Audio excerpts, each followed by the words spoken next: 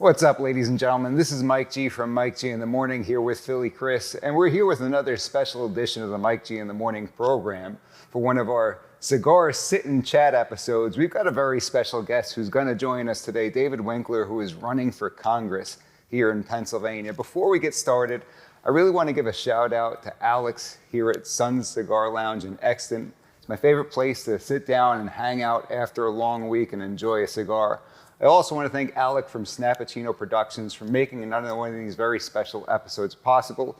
And last but certainly not least, I want to thank our family over at 1180 AM WFYL for giving us the opportunity to host this program for the last several years. Now, before we get into all that, we've had a lot of people in the comments asking us about these shirts, thegunlawfirm.com. Some of you folks know me through the radio program, Mike G in the Morning.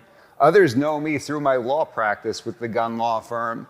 So we get a little bit of crossover of each. I want to let everybody know that we have the starter pack here, just getting off the presses. We've got the gunlawfirm.com stickers. We've got these magnets that we just came up with, right, for your refrigerator, for your bumper. We've got the Gun Law Firm keychains. And then last but not least, we have this special edition. This is very limited. The Justice Brothers keychain with myself and attorney Richard Roberts Jr. So let us know in the comments if you want some of this stuff. We'll be giving out the swag to everybody, and we'll be making these t-shirts available to all of you sometime here soon. So with no further delay, I want to introduce our guest. I'm going to introduce him briefly because you're going to get to know him a whole lot during this conversation. David Winkler is running for Congress here in Pennsylvania. David, thank you for joining us. Hey, thank you, sir, for having me. You know, the very first thing I want to do is I want to present you with your very own The Gun Law Firm starter pack here. Awesome. You got your keychain, your magnet, and your sticker. Absolutely. So represent. And the bottom line is why we started The Gun Law Firm is we believe in people's right to protect themselves and their loved ones. So we help people restore their gun rights. And it's a beautiful thing. You know, we sometimes have to represent people in the aftermath of defending themselves or their loved ones, or people who don't realize that they're prohibited. They apply for a firearm, they get denied. That's something that we deal with very frequently. And I know that you, sir, believe in our Second Amendment. We thank you for supporting our Second Amendment. So I want to talk to you a little bit about where this all started. Where do you come from? Where were you born? Where were you raised? Give us a little bit of that. So a little bit about my background. I'm actually originally from Southern California. Don't hold that against me in the Republican side here. But yeah, I'm originally from Fullerton, California. You know, born and raised there for up until about, I think it was about first grade. And then we had to move to Vancouver, Canada. Did a little time over there in Vancouver, Canada. My dad was a missile defense guy with Raytheon, so we moved over there. Then I came back to California, and it was up until high school, where the first 2 years of high school I spent in Northern Ireland. I was in a place called Derry. So I spent, unfortunately, I was over there for 9/11, and that's actually kind of where my passion to become a Marine, came in. Was I realized my brother was a corpsman in the Navy. He was about to get ready to go deploy. So I was like, hey, look, after I'm done finishing high school, I already told my parents, like, I'm going to join the Marines. I want to fight alongside my brother. Like, this wasn't an option at that point anymore. My brother's going to go to war. I'm going to war with him. So I tried everything in my power to get in his unit. And I didn't realize, like, that Saving Private Ryan, the movie, where you can't serve with your brother kind of thing, was real. I thought it was just kind of a joke. So I tried everything in my power. My brother tried everything. Where he would come down and visit me during training, and then he would kind of stir me towards the unit. I ended up in 29 Palms. He ended up in Camp Horno and Camp Pendleton. But interesting enough, we actually ran into each other in Iraq. So we actually got to meet up with each other, but in two separate units. So you guys grew up a little bit all over the place? Yeah, all over the place. And that's due to the nature of your father's job? Yes, the nature of my father's job. And that's what kind of interests me from going from the infantry and the Marines to air defense over in the Army, was what my dad was doing on that side, to learn more of low through high altitude missile defense, which actually helps me with the foreign policy to understand hypersonic missiles, understand the deployment, and how we go about staying proactive on foreign policy. Were your parents political growing up? No, not really. They were conservative, but they were not so outspoken. I mean, I became outspoken in 2016 when it came to Donald Trump running for office versus Hillary Clinton. And I was actually in your state. I was in New York. So I don't claim New York anymore. I escaped from New York. Yeah. Let's make that clear. But So I was actually in Brooklyn, New York at the time where I became politically active because I was a Army recruiter at the time. I was working for Fort Hamilton, but I found myself, losing family and friends because I was like, look, I'm looking at voting for Donald Trump. I'm not looking at Hillary Clinton. I didn't see her as a viable choice for me or my belief system. And what's interesting is I worked actually a floor above her campaign team, which was over there it was up there in this gigantic building. I think it was Mount Sinai's building or whatever, but she was a floor below, I was a floor up. And just the shenanigans games we used to play, but I won't go too much into that. But I mean, I'll tell you one. It was 13 hours. We actually managed to go in there and put 13 hours on her television or on her televisions, so that she would end up seeing it the next time she was there, which got us in trouble. But the idea was, I was moving away from ever looking at the Democrat Party after the way I was treated in New York. Like it was insane. I was getting called, every name known to man, from, a race traitor to, Uncle Tom to you name it, to where I was like, okay, well, this obviously solidifies my choice, where if this is how you're going to treat me on this side, I definitely made the right decision. We heard from Biden, you ain't black. If you're You ain't black on the Breakfast Club. Yeah. So it made the decision, and it's easy to get along with the policies or the ideals of the Republican Party, or more the conservative than the Democrat. I don't care for identity politics. I don't care for playing to the worst of human emotions. I care about policy. I care about actual, what can you do tangibles for the American people. So it doesn't sound like you were raised in a position where you were always interested in getting into politics. No. Your interest really started in 2016. So what did you know when you were being raised in Southern California about politics? It really, so the way that the Democrats would make it look like is like I was in this oppressive, systematic, and institutional system, whatever. But I never paid attention to race until they made it a thing. Like I grew up, Southern California is a huge melting pot. If you ever get to go out there, Sure. in places like Orange County, so you have black, white in between, you name it. But we never really focused on any of that. That wasn't the focal point. I played soccer, football, rugby, you name it, with everybody and their mother. I even played baseball as well. So I was always doing some sort of sports, or I was always focused in on some sort of hobby. But I never really had to pay attention to the politics, really. Up until, as I said, it was 2016, which kind of changed everything, where America kind of just, divided amongst two different sections. Either you were on the Republican side or you were on the Democrat side. How much older was your brother? My brother he's 50, so he was older. So, I mean, the family structure is kind of cool, is we're all adopted. So all six of us are adopted. I only have one sister that is blood related to me. She's half.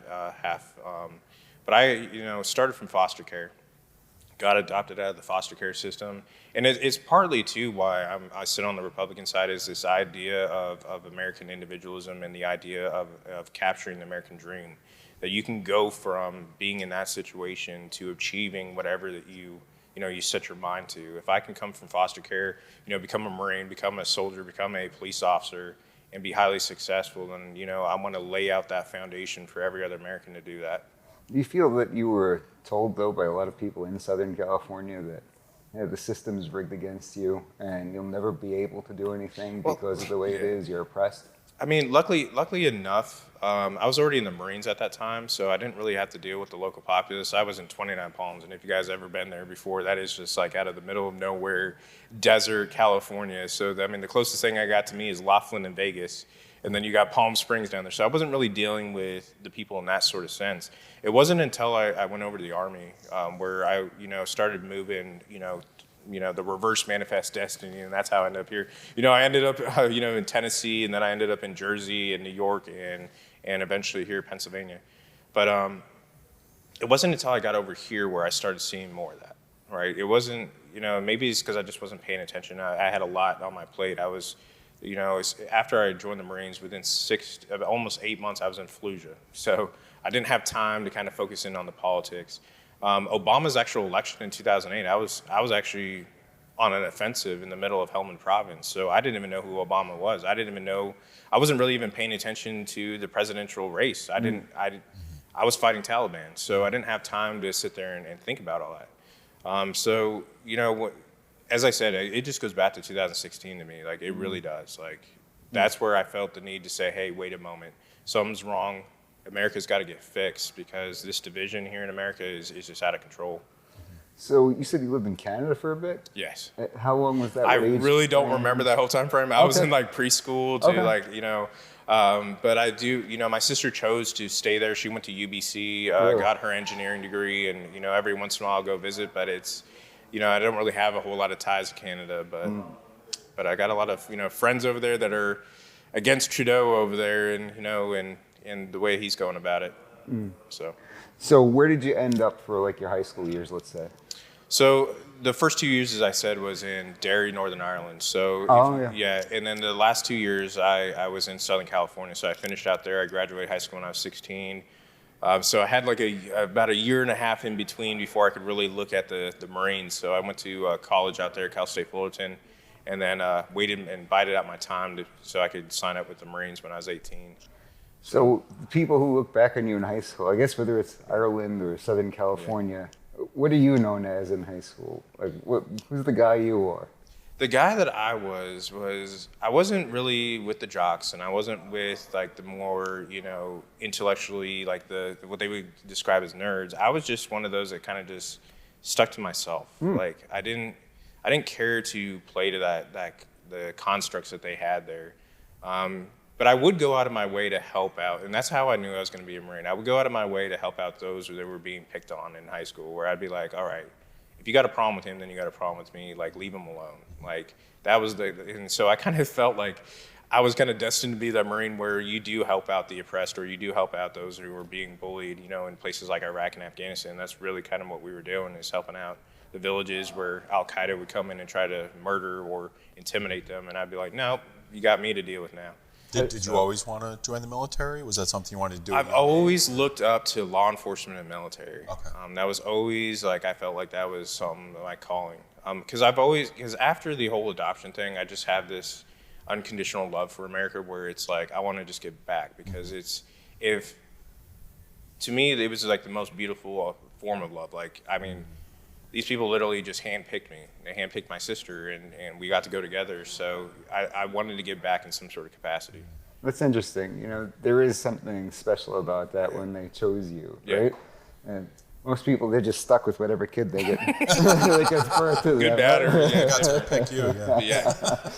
I don't know if my parents are still stuck with me, but it is what it is. But my parents have been trying to put me in for now. I adopted him. I got my oldest is 52. Yeah, Mike's got me covered. So your brother, so you would have been young, and your brother was in the service already. Do you think that has something to do with it? Yeah, so it was just weird in general, right? So I wasn't in the United States when 9/11 took place. I was literally in class, and I still remember it. It was like a European kind of history class where they literally stopped everything. They turned on the television, and then the principal themselves called me down to the office and was like, "Hey, are you guys okay?" And they even the Irish people, they were like, "Whoa, something major's going on in the United States. The United States got attacked. Is your family okay? Everything okay?" And to me, when I saw it, I was like, it automatically clicked in my head, like, if this did not define me becoming a Marine before, this was it. Like, I'm gonna do it. And I just remember, my brother had these calls with my family and was like, "Look, like, they're already spinning up. Something's happening. I'm gonna go somewhere." And I told him right then and there, like, I'll be joining you in like 2 years. He told me, he's like, "If you're gonna do it, join the Air Force," right? And it was like, like, do the Air Force. My dad was like, do the Air Force. My dad was a merchant Marine. So he went to Kings Point and all that. So he was trying to guide me towards the academies and was like, hey, go towards like West Point or go to Annapolis. And then, as I said, so you're stuck with who you're stuck with, because I decided to go enlist. I was like, nope, I'm joining this fight now. So, I didn't really listen to his advice at that time, but that's really what it was. I kind of knew that I was destined to help out my brother there. What was it like being in Iraq? What was it like when you stepped off the plane and I assume you flew over there, but yeah, what was it like when you actually? So it was interesting. So you have multiple stops before you get over there, but the one flight that I'll remember is every time that you go actually into Iraq. The big C-130s or whatever, like they do this, at the time that I was going through, they do this like emergency kind of like, it's like a free fall. Like they like turn off the engines or something. I don't know what it is, but you feel it like it go up to your gut and they shoot off these flares or whatever. So I was like, I'm just like 18 years old and I'm like, oh my God, like what the hell is this? Like, I was like, what is this at this time? So I was like, oh my God, what did I do? They don't warn you about that? No, they don't. The pilots don't warn you. You're just in the back. You're just in the back hanging out with other, Marines and everything else. And then, you just feel like, you just hear this like, scream and like, and you can hear the flares come out the side. You can kind of see like, or you can hear it. So I was just like, oh my God, but it was, I think that it kind of really hit me when I was walking amongst the populace more so than it was really the flights. It was like going back in time. Like Iraq was like going back to the Middle Ages. Like not a whole lot of electricity. Houses made out of like primitive materials like like mud and sticks and stuff like that. I mean, if you were rich, if you had like cement. And you had stairs and all the other stuff. I mean, I got to see Saddam's, palaces to, all his kind of stuff. And then I kind of saw how everybody else was living. And I was like, oh my God. I mean, some of them would only have electricity for maybe 2 to 4 hours a day. Really? This is what tyranny's all about, right? Yeah, tyranny, yeah. So, so you kind of like start to see that beginning of me kind of understanding like why I ended up wanting to get into politics, because we're starting to see a lot of that same behavior that I was starting to see in Iraq and Afghanistan. I was in Iraq during that time of the elections after Saddam and all that stuff. So I was seeing what it was like for them to try to jail their opponents, to try to, murder, intimidate their way to, who's going to take over that power after Saddam was gone. So, a lot of things kind of like, I was like, wait a minute, I got to kind of stand up as that veteran right now to say we needed some adults in D.C. that will squash this nonsense. A lot of people, they look at what happens when you're over there in battle, and that's crazy stuff, obviously. But it almost takes the focus away from any of the stuff that leads up to that. So when you first join and you get in there in basic, the whole time, what's going through your mind? Are you like, I'm glad I'm here, this is what it's all about? Or are there any points where you have second thoughts where it becomes really, really difficult? I had a hard time in boot camp when I was a Marine, because I was not like, I was what they would deem as a double ration, right? So what that is like I was like about 150, 160 pounds. I was very small back then. I was a runner. That's what I was known for. I was just running. So I had to eat twice the amount of the normal Marine to keep up with the nutrition aspect of it. And let's be quite honest, you're not eating at all during boot camp. So like as soon as you get to the chow hall, it was like, if you weren't like first in line and all that, like by the time you sat down, like you were getting back up again, and it was like, so I was hurting the whole entire, because I was like, I didn't get to really eat a whole lot. But there was a lot of stuff if you really think about it. But I think it was one of the best forms of training I've ever had. I mean, the ability to push my body past its limits, that mental discipline that says, hey, you know what, you want to give up on yourself, but you're not going to give up. And then you had the other people around you where it turned into not caring about you, but you didn't want to see your fellow brethren give up. So, if they were struggling on a push-up, you get up underneath them and try to keep them up. If they were struggling on something, even like the academic aspect of the boot camp, we would go and we would help them. But it became more about no longer yourself, but the individuals around you. A lot of guys I know who serve, they still have these habits that stuck with them. Like they'll be up at 5:30 in the morning or something like that. Are there any habits that stuck with you for the remainder of your life so far? Yeah, I'm always up. There is no way that I'm sleeping past 7. Like I'm up. I'm always up at like 5. It's just a natural, thing. Are you making the bed meticulously? When I go, the biggest thing is like when I'm in restaurants or I'm out and about, it's like I sit in a certain area, right? And I have to have like a certain vantage point, or I have to look at things a certain way. So I'll purposely sit where I can see everything. I'm always looking for exits. I'm always looking at, different things where it's like the tactical aspect. It just gets ingrained in you, and so you just do it. It just becomes second nature. It's not because you want to do it. How about the physical aspect? Do you keep up with that? Oh, yeah. I find it very, it's so soothing, and especially in times now of high stress and a lot of issues. I go to the gym quite a lot, or I go and, I don't know, go and meditate as well, or just try to find some sort of soothing. Usually, because when I was a Marine, I loved to go to the beach and just listen to the, the waves and the environment there, because that was very soothing, until I got to the desert where I'm like, where's my beach? So, where I was like, oh, wait a moment, they took us away from our natural environment. So, but yeah, so. I want to go back to high school. When you were in Ireland, how did they treat you as an American? It's very interesting. So they have all these like stereotypes about, Americans. So, like the whole Yankee kind of thing. But they were very kind people. Like, really? Now, the interesting thing about that area of Ireland is it's split by a bridge. So the Catholics live on one side, the Protestants live on the other side. And if you want to talk about tyranny, or you want to talk about oppression, like the Queen of England and at that time and all that, and it continues on with this king, where they do a march every year where the Protestants go across the bridge and they celebrate their victory over like the Catholics, and then you see the Molotov cocktails. You just see these giant riots. But I was over there to kind of see it for myself on the bog side. That's what they call it when you cross that bridge. You go over the bog side, so you end up seeing it where I'm like, oh, okay. And then but what's interesting is I went to what's called an integrated school. So they integrate schools with Catholics and Protestants where you don't really have major issues.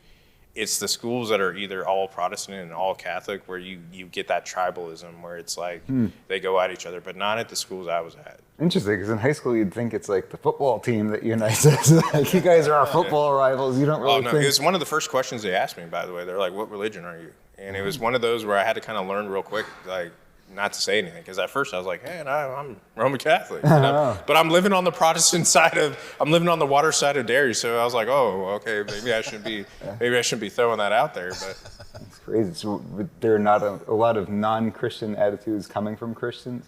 Because we're talking about denominations of Christianity, right? We're not talking And it's interesting because it's actually been brought up. It was brought up in my classes. Some of the Irish kids were like, I don't get Americans in race issues, right? And I'm like, well, that's interesting. I don't get you guys in Catholics and Protestants, right? Yeah. So, we go back and forth and have those debates where I was like, you guys are literally holding a grudge from, the time that, the potato famine from 400 years ago, Wow. And they're like, well, you're holding a grudge from slavery. Like, and I'm like, so the back and forth, I was like, touche. So, it was kind of interesting to have those discussions in Ireland. So, I mean, kind of like, I'm like, at the end of those kind of debates with the children and the teacher, it was kind of like, all right, I think we're good here.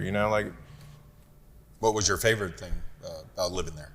Thing about living there was, they just have a beautiful history, a beautiful background. I just have a huge appreciation for the Irish people.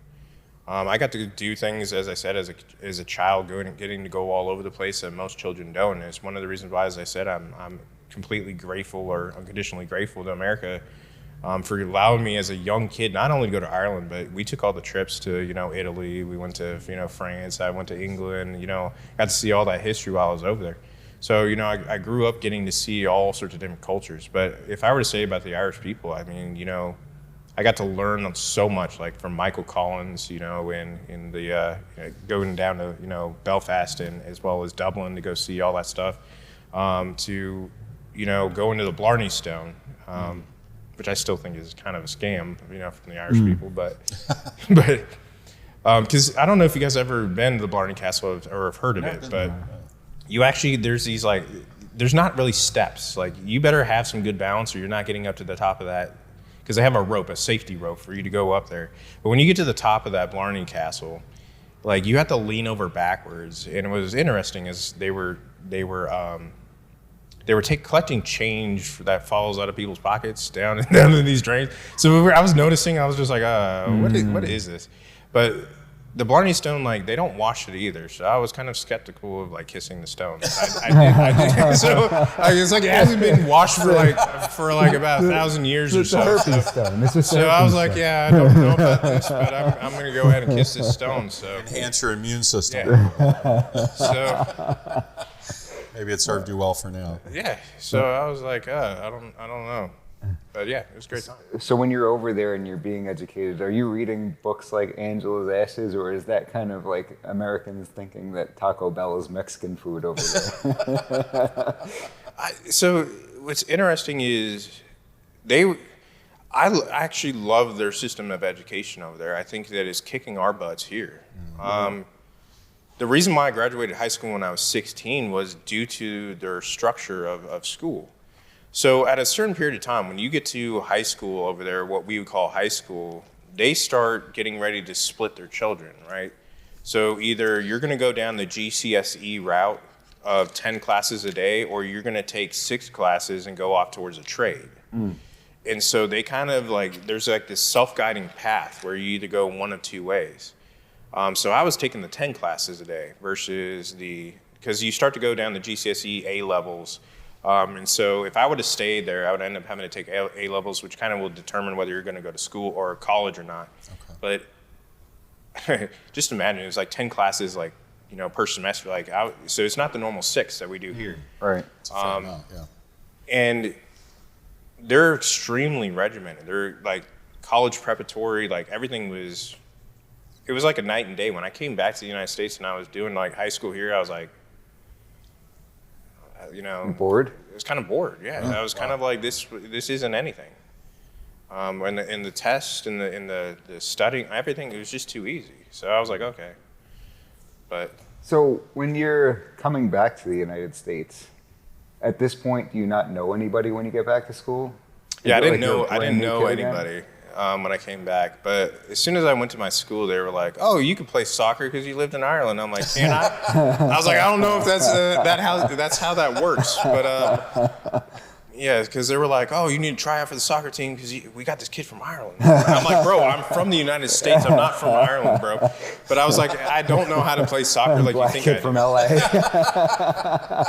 But I was like, I was playing rugby, and they all looked at me crazy because they're like, "What the hell's rugby?" And I was like, I'd be better suited probably for football than anything. And it was funny because I did try out for football and I wouldn't wear their pads because I was like, because after you get that rugby attitude, you're like, I don't need pads. Really? Like, whatever. And they were like, you kind of have to wear pads. Rules are different. And I was trying to go for linebacker because I was just like, I'm gonna really get after you guys. Like, I'm coming after you, quarterback. You can't hit him because now you can't. Those rules, you can't hit the quarterback and all that. But I was really getting it at that time. So, and they were kind of shocked because they were like, "Man, you can hit." I did try out for the U.S. Eagles at that time because in California, they are actually really big at rugby, or it's a huge thing down there. You have the Channel Islands that will come up and they'll play your teams. You have Samoans. I don't like playing Samoans in rugby. I'll just put it that way because you just end up somehow, if you get tackled, you're just up in the air and you're flailing around and then they just drop you on your face. Boys are different. Yeah, so they're different. And there's no running past them either. Once they catch you, you're like, yep, it's going to hurt. So but it was good times. But yeah, so they have it all collegiate out there. Division I, they have, even private teams, but it's a growing sport out there. They even have they built that stadium for them out there too. So the USA Eagles have, their 7s tournament and 15 every year. So you ended up in New York, you said, when you were working as a recruiter. Yeah. And having been in LA, Canada, and then, I say LA, Southern California, Canada, and then Ireland, Yeah. and now you're on the East Coast. At this point, you don't really have any red-blooded American type experiences. You didn't live in Oklahoma or anything. Well, no, like I that? lived in Tennessee. So before I get to New York, there's Tennessee. Tennessee, gotcha. So when I transferred over from the Marines, I actually ended up at the 101st Airborne over there in Fort Campbell, Tennessee. Now that's an interesting story by itself because Marines don't go through Army boot camp. So you just kind of just show up at a unit when you do that, right? So I didn't have Army uniforms. I had Marine uniforms. So you can only imagine what would happen if I show up at an Army base with Marine uniforms, and I was getting yelled at right and left, like, who the hell are you? Oh, I guess you just threw out all your uniforms, you just whatever, where did you go to boot camp or basic training? And I was like, I went to boot camp, I didn't go to basic training. And they were like, you know what I mean, kind of thing. And they were like, where did you go? And I was like, San Diego. And they're like, there's no Army boot camp in San Diego. But I was like, I was enjoying just messing with them at Campbell until Stolen valor. they're like, who is this guy, right? And then, so I get to my unit. It was kind of like the same thing where, I was kind of experiencing that, whatever. But yeah, they ended up taking me in. But there is that rivalry between the Army and the Marines where the Army's like, oh, should I get you a coloring box or crayons and all these little jokes. But yeah, it was a good time though in Fort Campbell. So Fort Campbell is historic obviously to the deck of cards, right? The spades and all that stuff going back to World War II. Market Garden, Normandy, all that stuff. So it was actually a great experience to be able to be stationed there. But that's where I went to recruiting school, right? I had to go down to actually South Carolina. I had to go down to Fort Jackson. That's where that was at. But it was interesting on how I found out I was going to New York. So I did not put New York anywhere near one of my choices, right? Wow. And so they kind of tell you on this PowerPoint screen where all the recruiters are going to go. And mine said Brooklyn, New York. And I had no idea about Brooklyn, New York. All I knew was what you see on TV and what you see in movies. And I was like, oh, well, I guess I gotta, Mike knows a thing or two about it. So I was like, this is gonna be bad, right? So I just remember my first time getting into Brooklyn, actually, because I took the Verrazano to come into Brooklyn, right? And I had no idea, this GPS is setting me up to where I'm going backwards and forwards over the Verrazano, and I'm paying the toll every single time I come. It's not cheap. Yeah, I was like, it wasn't cheap. I was like, bro, by the time that I actually figure out how to get into Brooklyn, I'm gonna be dead broke. Because I was trying to find Fort Hamilton, which sits right near the Verrazano, but the GPS, if you don't get in that lane that you need to, you just end up going right back around. Right. Did it feel more dangerous than Iraq? No. Not that area. That area. No, not that area. Bay Ridge is a very nice area. I mean, it's I think Russian. Well, they used to call Bay Ridge Yellow Hook because it was a predominantly Norwegian area. That's changed over the years. I think they still have the Norwegian. Because I was seeing a lot of 16, 18-year-olds driving Maseratis, and stuff around that area. Bay Ridge is weird because if you go a little too far, you end up in Sunset. Yeah. Oh yeah, Sunset. It's a little different. Yeah. So because it was funny because I had no idea about Brooklyn, but my thing was they were like, oh, hey, Sergeant Winkler, man, you're in charge of these schools, so I need you to go out to these schools. And so, me being me, I'm just Fort Hamilton High School, or? Oh no, I had to go out to Cobble Hill. I had to go out to George Westinghouse. I went out to Brooklyn Tech, but I would go out while I'm, searching out for these schools. I go out on foot. So, I've ended up in Marcy Projects before where I was like, oh, hey, hi, I'm an Army recruiter. So you can kind of see what my canvassing strategy is. I'm not afraid to go into any of these areas. So I would actually walk into Marcy Projects and be like, hey, look, I got an opportunity for you, or I went over to the Job Corps that were in Brooklyn and I was like, look, this is a great opportunity to get you from Job Corps to getting you, on a path to a degree, to get you on a path to, being stable. So it didn't matter who, but it was kind of just interesting kind of seeing people, because I enjoyed watching the reactions of does he not know where the hell he's at right now? Right. Does he not know? And I'm like, hi, I got this pamphlet. Hey, you want to come take a test or what? This guy's nuts. And then I'd be like, aren't you supposed to be in school right now? I know who you are. After a while, it became where I ended up knowing some of these kids, families and stuff like that, where I'm like, it's 1 p.m., man. Why aren't you in school? Wow. I'm gonna go tell your mom. And they'd be like, no, don't do that, because but so it was I ended up really learning that community work, that community piece, and all that stuff. But it was kind of crazy, as I said. 2016 came around and hit us by storm, which before that nobody cared. Like it did not matter, like whether you were Republican, Democrat, or anything like that. And I think New York City was a unique experience for me to be able to say, hey, I got to do something. I got to get in this arena. I think that the combat veteran side of me has that leadership capability to bring people together, not keep this division going. I think that we have some points where we can have some similarities or commonality, but there's a lot of this crosstalk where we're not hearing each other. And it's about getting people to come out of that. Those lines that they set in the sand there, and come out and actually talk.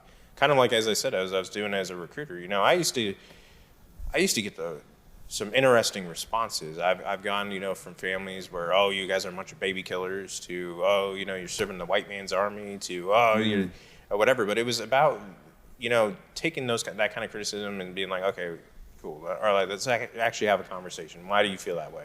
All right, okay.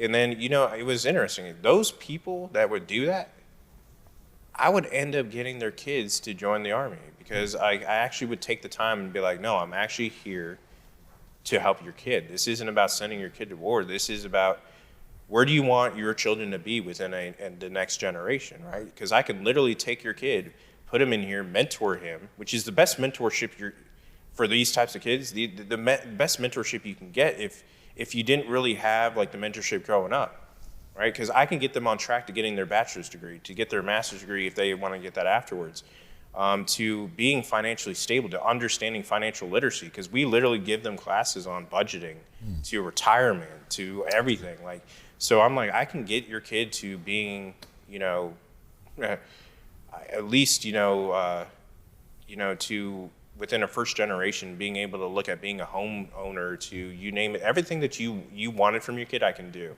And having that kind of conversation with them was kind of like cool, because they would invite me in their homes, and they were, after telling me, I was like, screw the Army and all that, or the usual hang up when I'm doing a phone call after 2 seconds. But yeah, so it's that kind of experience that I'm bringing to the table here when I'm running. Is I'm going to have those conversations with the community. I don't care if you're a Democrat, I don't care if you're independent, I don't care if you're Republican, but let's talk. You talked about people who lack a mentor. When you're in those underprivileged areas, talking to them about the service, did you find that there was a common theme of the lack of a father figure in these households? Yes, and it's quite apparent, because of the way that I would actually see them treat not only their professors, because a lot of times I would bring them up underneath my wing without them even knowing I was doing it. Like, I would go out of my way if I was interested in a kid and said, you know what, I'm going to take time with this kid. I would actually go down to the school, I'd visit who their teachers are, I'd visit their principals, and I would say, hey, I'm not going to let this kid fail. So what do you need me to do to be able to, because a lot of these kids just wouldn't attend school. They would just be doing whatever. And I would actually go in and intervene and be like, hey, look, what can we do to make sure that this kid passes? All right, I'm going to be technically that father figure to get them where they need to be for that year. And then they'll join the Army, and then I can actually, because I know, the NCO Corps is pretty, we know each other a lot. So, so we're able to kind of pass that off and being like, take care of this kid.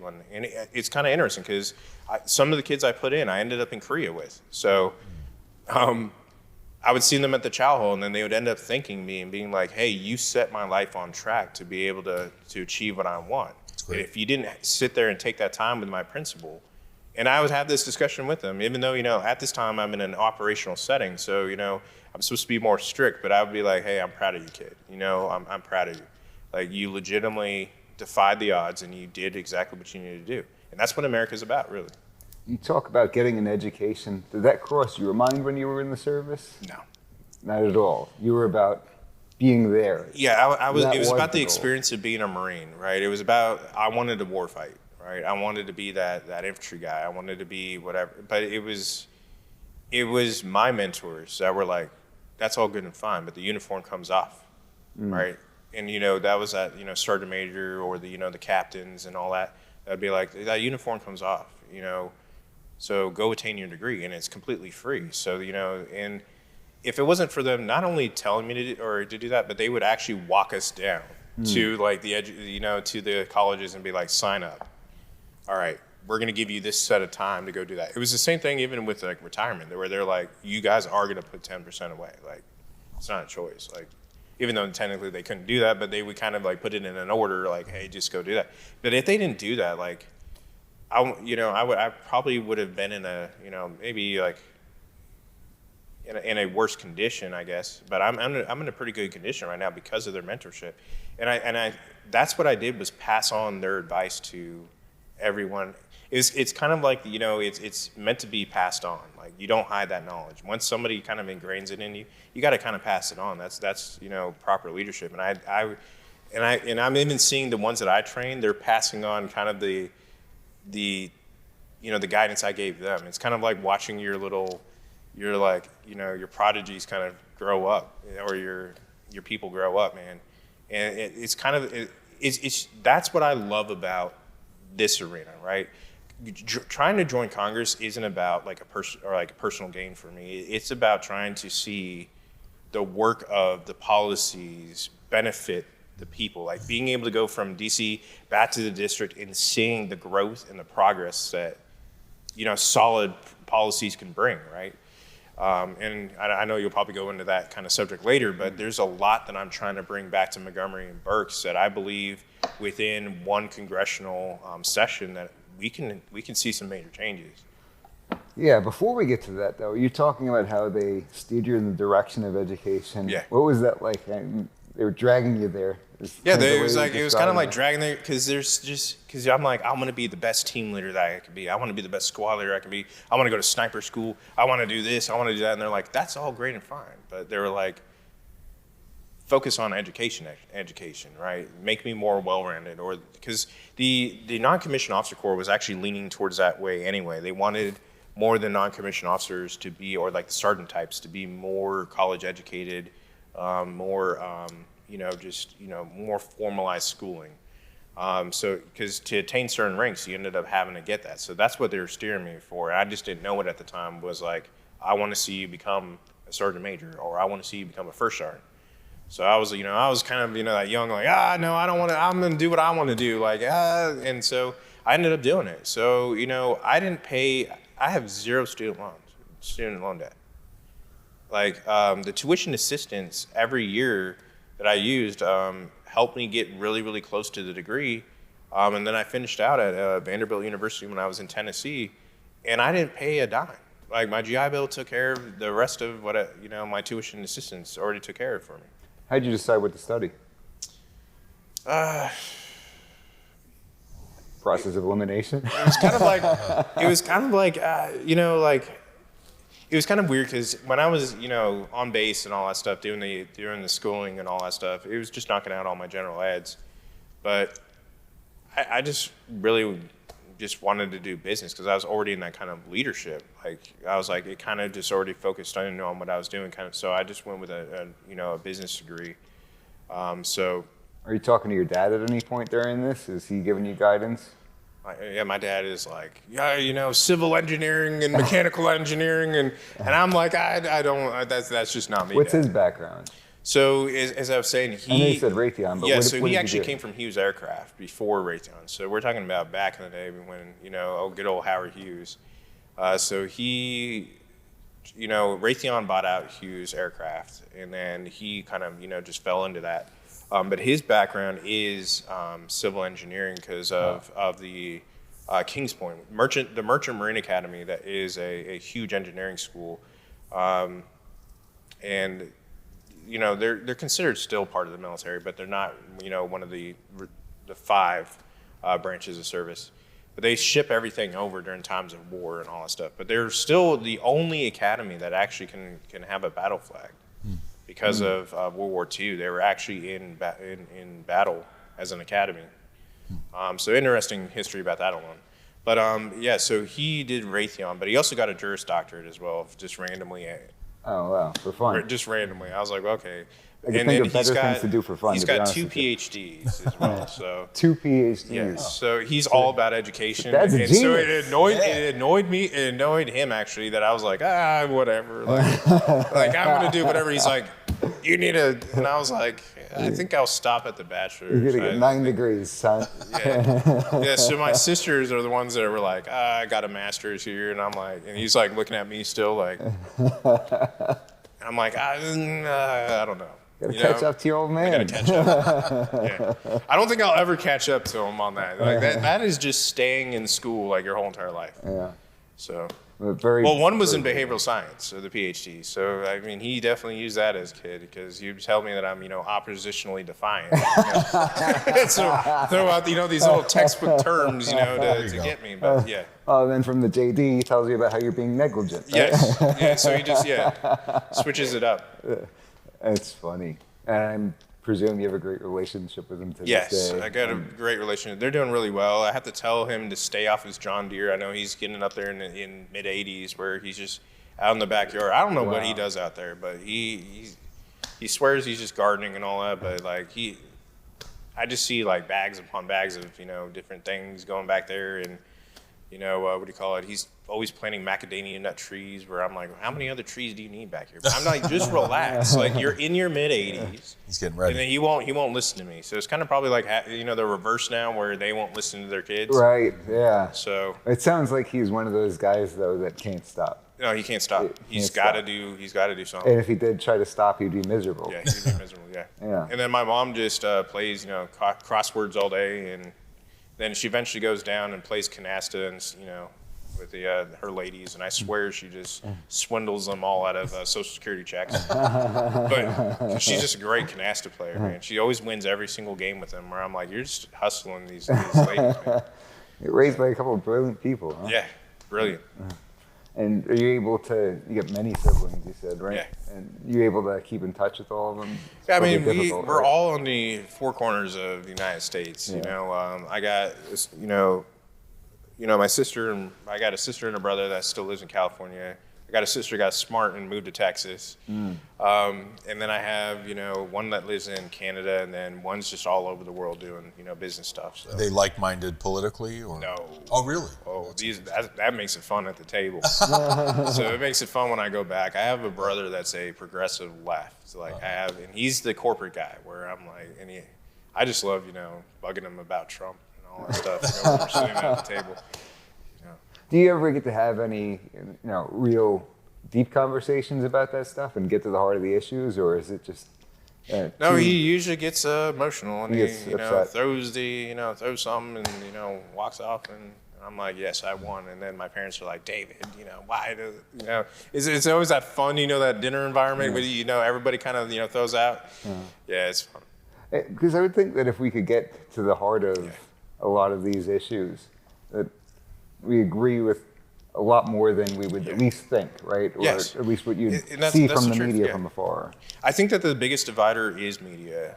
Media and the politicians, trying to divide us. And it's not necessarily because they care about the issue. It's more so to get a vote. Or it's more so to get certain PACs aligning with them or whatever, rather than actually caring about the issue. Well, for the media, it sells too, right? Yeah, it you got sells. something It's ads, that causes it sells. controversy, that creates clicks. Yeah. People are going to watch it. And that's where, as you were saying, the real human discussions, the sitting down like we're doing right now, or sitting down when I'm out in the community canvassing. And I will tell you guys, I do all my phone calls, right? So when the political phone calls, I do it all. And I actually give my real phone number to people where I say, hey, constituents or potential, this is me. This isn't my staff, right? This isn't people that are, tied to my campaign. You're actually getting me. So if you guys need an issue or you guys want something solved, it's going to be the same thing while I'm in office. Now, I know obviously I'll be very busy, but I'm not going to ignore. I'll get back to the people and say, hey, because I believe in true representative governance. We should be accountable to the people. If you are taking your time to go down and cast a ballot for somebody's name, you should literally be held accountable to that person that is voting you in. And so this campaign is literally about being personal and saying, hey, let's have this conversation, and I don't care if you're Democrat, Republican, as I said, or independent. I will have the conversation with you, and we'll try to find some common ground. And this is important in districts like this, right? Yeah. Because think over the years, what you've seen is the Democrats spent their money in Jersey. They realized they got that unlocked, and it's kind of crept west. Now they know they got Philadelphia unlocked. There's no two ways about it. You could run a mop as a Democrat in Philadelphia, and the Democrat as a Republican, a live functioning human being who has Democrat policies, but they got that R next to their name, and the mop is going to win. So they're not wasting their money there anymore. It's coming further and further to the outskirts, the 5-county area. And I think that's why this race is key for people to get, in support, is by taking Montgomery, it allows us to kind of, me to kind of look into North Philadelphia. Kensington actually sits about 4 miles away from where I live. Wow. I literally live on that border of Northeast Philly. And so I've already made it known to, the Philadelphia Police Department. I've made it known to a lot of the businesses there. I've actually frequent Kensington quite a lot and talk to them and say, hey, look, I know you can't vote for me, but... You go down there in person? Yeah, I go down there in person. What are your thoughts on the whole Kensington thing? Oh, it's crazy. Absolutely crazy. Just in case you're unaware, Chris has done several videos where he goes into Kensington and just interviews people on the street and gets footage of all this stuff. So he knows more about it than just about anybody that I could think of. It's pretty wild down there. Why do you think it's still going on, the whole open drug market and everything? What are your thoughts on that, David, and how we could potentially resolve it? There's a lot of, so I will go into, to me, once again, it's about votes, right? We see the left kind of using emotions here, right? So the soft on crime aspects of Krasner, right, it's playing to the emotions of the demographics, right? Because we had a lot of social justice type movements that went across Philadelphia, the Black Lives Matter, the aftermath of the riots that happened over here and all that stuff. So a lot of the Democrat politicians are playing to this idea of, if we actually enforce the law, it's a form of, racism or some sort of thing like that, when it's actually the opposite. You not enforcing the law and keeping the families safe there is a form, to me, of racism. Like, you are purposely not allowing the community to become safe. I mean, we're looking at 256 homicides now over there in Philadelphia. We're looking at like 1,082 shootings already this year. We've had several mass shootings in the last month over here, and nobody's saying anything. There was one in Kensington. But ultimately, what I'm looking at is they've done a lot to handcuff or hurt the police ability to actually get after stuff. I know you're a lawyer, so you know Terry v. Ohio. The historic case about frisking, right? They don't allow frisking in Philadelphia, which would allow us to help get the guns off the street, but yet they talk about gun laws, right? They're all about gun laws, gun laws, but they won't actually allow police officers to do anything, right? The other aspect is they can't do plain smell, plain view doctrine in Philadelphia. So if they pull somebody over and they smell, let's even say alcohol, because this is where it gets really dangerous, right? You got a DUI, possible DUI case. They can't use plain smell to pull somebody out of the vehicle or to go ahead and do a field sobriety test or the HDN test. If they see plain view, so if they see fentanyl in that passenger seat, they can't utilize plain view. Crazy. Well, why do you think that is? Because literally, it's about keeping. You got to keep the issue going to get the votes, right? Is what I'm seeing, and it's a game. You got to keep this going. You got to keep the environment the way it is, so they can be the savior complex, which the Democratic Party always acts like. Oh, I'm the savior. Oh, and so that's why they give them things like Narcan, like an easily accessible Narcan. How about you just stop allowing, the freedom of use of opioids or narcotics that are illegal, not only on the state constitution, criminal codes annotated, but also at the federal level, like the scheduling. Like, that you're purposely going against, the criminal codes. And I find it interesting because Democrats are like, nobody's above the law, and I'm like, well, except if you're in Kensington Avenue, I guess everybody's above the law. It's certainly out in the open, and they seem to be picking and choosing how to prosecute. I think that's more dangerous than anything else, is when it becomes totally discretionary. Yeah. It could be weaponized against certain individuals. I deal with one particular kind of law, And so what I'm seeing in Philadelphia, I hear all this stuff about, oh, they're really soft on crime and everything. That doesn't impact my cases. Yeah. I have certainly not seen it. I want to know where these DAs are that were dropping cases because I've got to fight every inch of the way when I'm dealing with cases of law-abiding gun owners who have to protect themselves in Philadelphia. They go after them very, very aggressively. And you'll see things on the news here and there about how they're selectively enforcing certain theft crimes and drug crimes and things of that nature. And listen, I'm not one to say, hey, we need more government involvement and that's the answer. But when you don't have an explicit objective standard, that really hurts things, doesn't it? Yeah, absolutely does. Like, because I know exactly what you're talking about. I end up seeing it. Like, you know, it's interesting because I was actually coming back from the Moms for Liberty event over there in Philadelphia, and you know, a few of the police officers, you know, were like, hey, you know, because they thought I was. One was kind of weird because they thought I was Vivek, and I was like, look, I'm not Vivek. but I was like, all right, let's have a conversation. But I was like, so I stopped and talked to them anyway, and they're the ones that were talking to me about that Bailey agreement, right? And I was like, wait, there's an actual agreement where in Philly where like you got to report any form of stop and frisks or anything like that, and they keep this digital system on the police officers. And then they were talking about all sorts of different other things.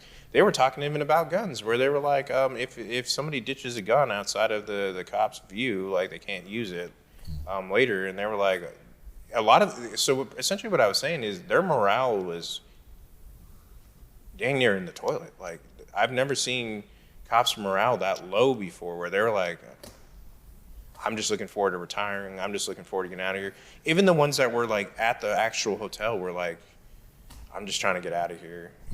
Like I'm just trying to, you know, survive and not have any issues and I'm like, this is a problem. Like this doesn't attract recruitment. This doesn't attract retention of officers. This is a problem, especially as the amount of crime we're dealing with in Philly.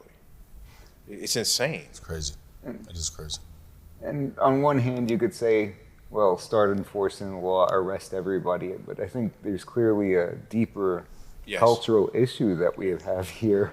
We have so many people that are just no longer law-abiding. And I think that, once again, you know, I look at the root issues, right? I mean, everybody wants to talk about the crime, but I do believe that, and this is where I'll somewhat agree with the Democrats, there's a socioeconomic issue going on here in places like Philadelphia.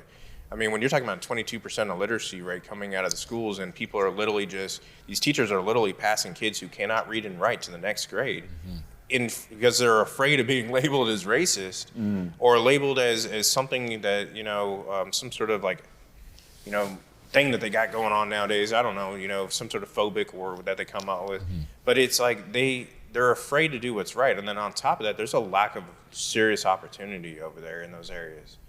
There's a lot of businesses boarding up, shutting down, big businesses moving out of Philadelphia, citing crime.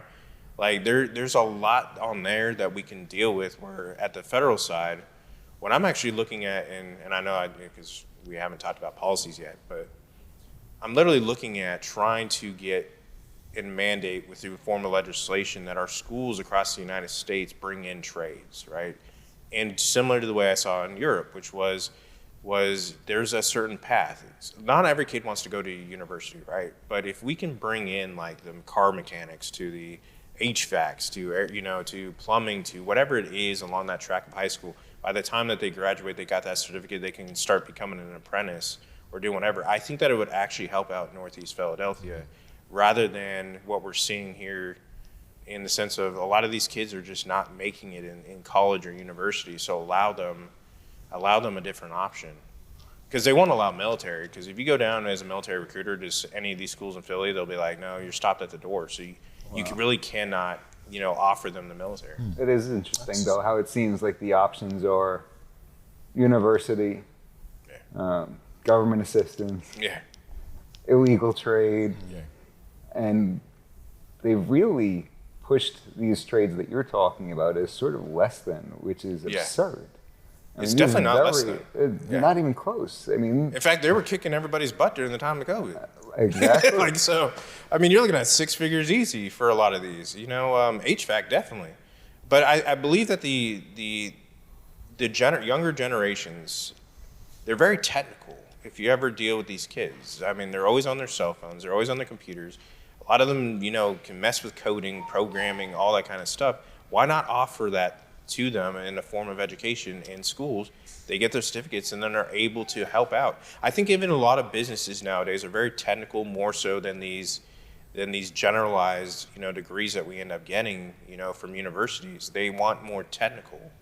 And so I think, honing these children to be able to go more technical is going to suit us in the long run. I do have one question for you. I know that a lot of conservatives have this inner struggle within them because you're talking about law enforcement and everything like that. But there's these competing interests between enforcing the law and the rule of law, which is important, with personal liberties, which I think that in recent memory, it's become more and more at the forefront of people who lean right.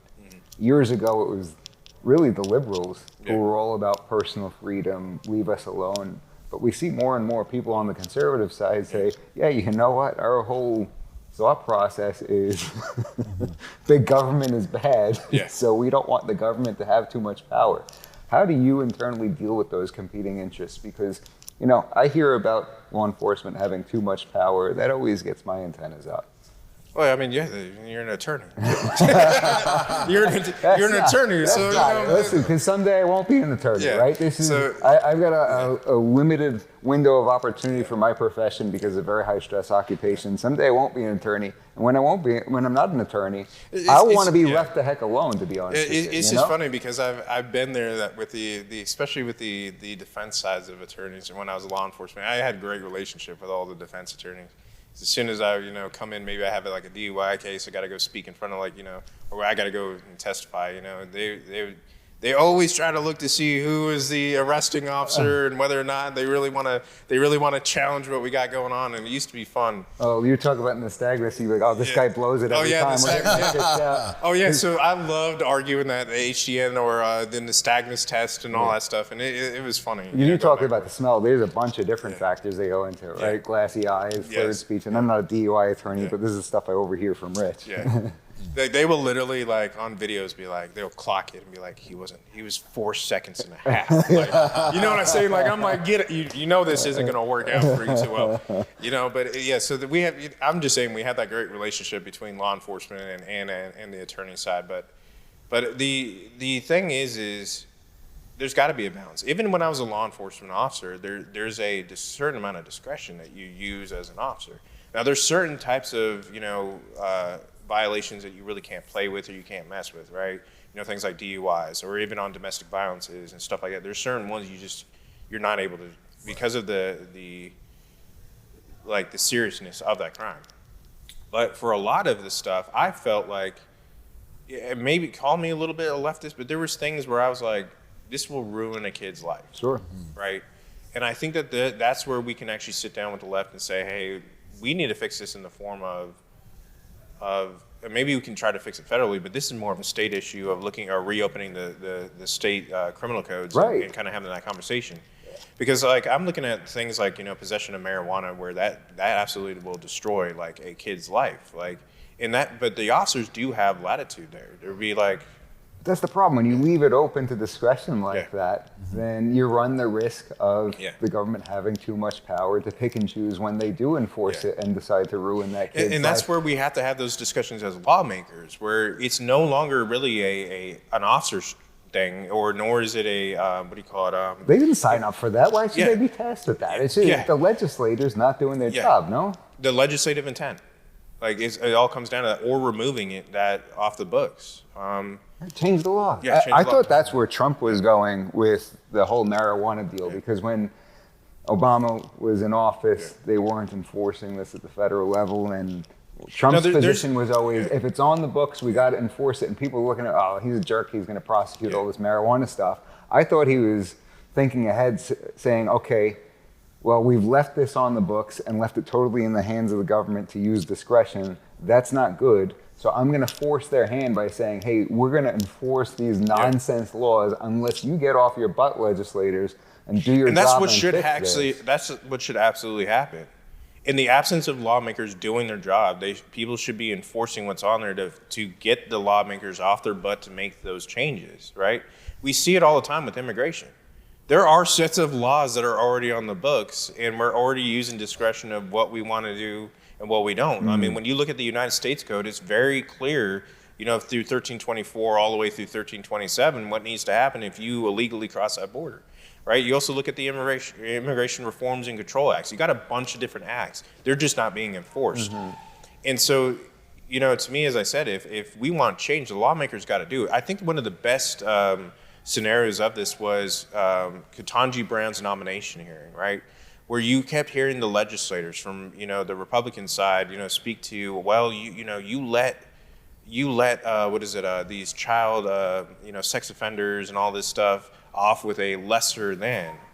But I'm looking at the lawmakers like, it's you who set the law in place, right? Or you gave her the discretion as a judge to make those kind of decisions. Right. How could you So hold it against you, her? as a lawmaker, need to close that loophole if you don't want judges making that kind of, using that kind of discretion.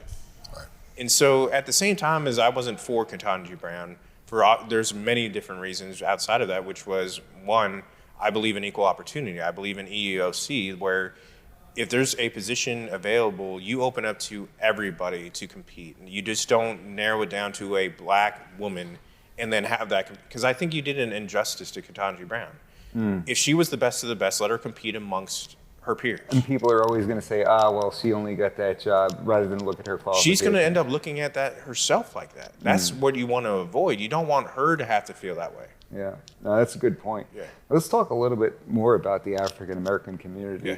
Because the numbers are overwhelmingly Democrat. Yeah. But then when you talk to some of these people on the one-on-one basis, like we're talking about, you'll find that a lot of their values are really conservative in nature. Yeah.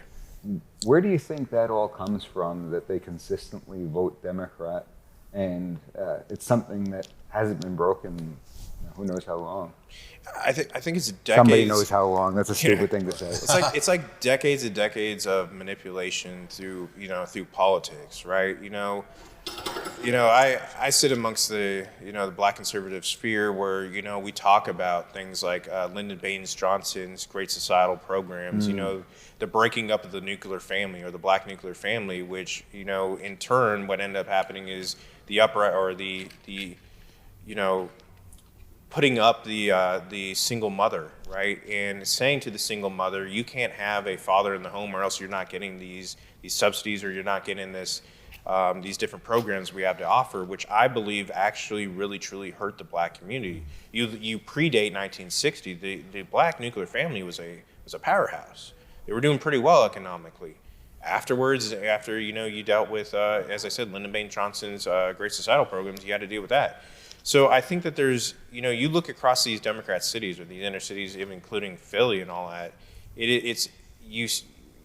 I walk down a block in like Northeast Philly. I'm going to find a Planned Parenthood. I'm going to find a welfare office. I'm going to find some sort of HUD, SNAP, or whatever, right? But if I were to go towards Center City, right, and I go let me go to more of a white liberal area of Philadelphia, I'm not finding any of these. And so there is this set strategy by the Democrat Party to continuously keep the Black community in a state of dependence.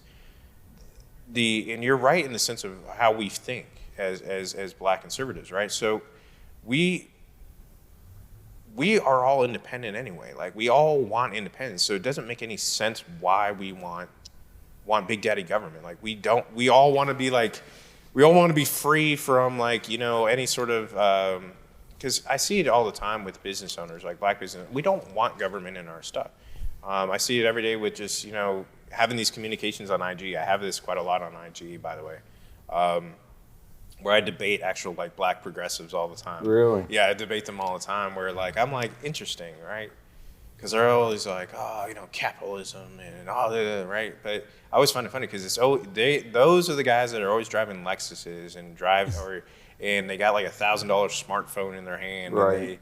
And they do everything where I'm like, bro, you technically believe in capitalism and you believe in limited government because you don't want certain things, like, in the social justice sphere, you don't want them interfering with you.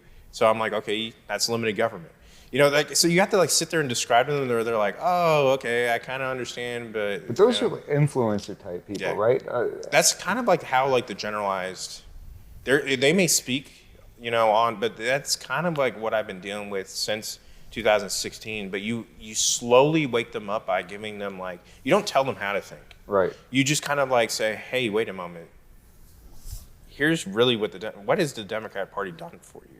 Like, what are they doing exactly? And then you kind of give them like bits of information to kind of get them to the point of where they're like, oh, and a lot of them get red pilled after they're like, wait a moment, Joe Biden hasn't done shit for me. It's like, bleep that out. Excuse my language, but it's kind of like, oh, I haven't heard it before. Yes.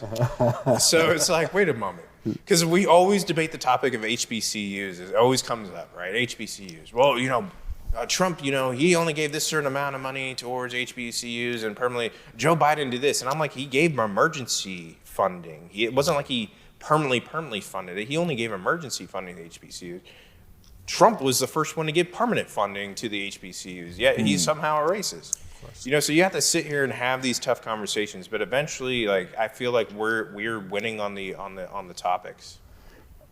Are there certain policies, and you talked about this at a larger level, but do you think there are certain policies that we see from the left or positions that are taken by the left that are really racist in nature, that are pushed as being to help the African American community? The example I always think of is when you talk about voter ID. Yeah. Oh yeah. And there's this suggestion that minorities have no ability to figure out how to get an ID. I still don't understand, like, the insinuation is these people are not capable of getting down to the DMV and getting themselves an ID. And Biden said they can't figure out how to get on the internet, right? Yeah, he said it on national television. And like nobody batted an eye either. It was like the liberal press was like, this is just normal. This is how I know, like, there's like, and we call it the soft bigotry of low expectations from the Democrats. That's really what it is. Like, they don't see us as equal. They see us as a voter bloc that they have to come in and save, that we're not capable of independence or merit base, is what we were talking about in the affirmative action aspect, where, like, allow us to compete, see us as equals. We want to be equals, right? All the things that happened throughout the civil rights was to move us towards being equal, right? Mm-hmm. Not giving us putting us over here and giving us some sort of privilege or a leg up kind of thing. We don't need that. We just need to be able to compete, have a fair system. Mm-hmm. And that's actually because I'm a capitalist, so I believe in getting us in a position where we actually do have free and fair market. I don't believe we do right now, but that's a different, different stuff. But I do believe that, yes, the voter ID was racist because, not the voter ID itself, but their argument was, like, telling people that they don't have the ability to have $20 to use, like, I don't know, a bus, or they don't know how to use the internet, or they're just not, just the intellectual part, where I'm like, bro, like, have you been to any of the black neighborhoods? Like, have you ever asked or posed that question? I can tell, like, the Democrat Party did not, like, really kind of, like, bounce this by anybody. They just went with it. Could you imagine asking somebody that to their face? Go down to the... if you go down to the black community and be like, hey, all you had to do was do what they did on, I think it was Breitbart, or it was another one where they actually went down to the black community and they were like, hey, do you have an ID? And they're like, yeah, I got an ID right here. Or hey, do you know how to get one? What'd you just say to me? Yeah, like, what did you say? Like, they didn't run this by anybody. They just went with it. And then of course Joe Biden is up there like, they don't know how to use internet. Like, shows how out of touch he is. I mean, I kind of question whether he knows how to use internet, but not the people in general. But a lot of people will still vote for the guy after saying something like that. I mean, the craziest time, and I think Larry Elder really captured it pretty well in this last Breakfast Club, was calling Charlemagne the God out and saying, he literally said, "You ain't black." Mm-hmm. And the community was still like, "Oh, Joe what?" He said, "If you don't vote for me," and that wasn't his only time frame. You know, I remember the Dunkin' Donuts comment where you got to have a slight Indian accent. All these different things that he just said. Racial jungle. The racial jungle. I don't know could you how he imagine treated Clarence Thomas at the nomination. You know, he's got a past history of doing all this, and they were like, "Oh," and then they're like, "Trump's the white supremacist." You mean Trump that helped out the Rainbow Coalition?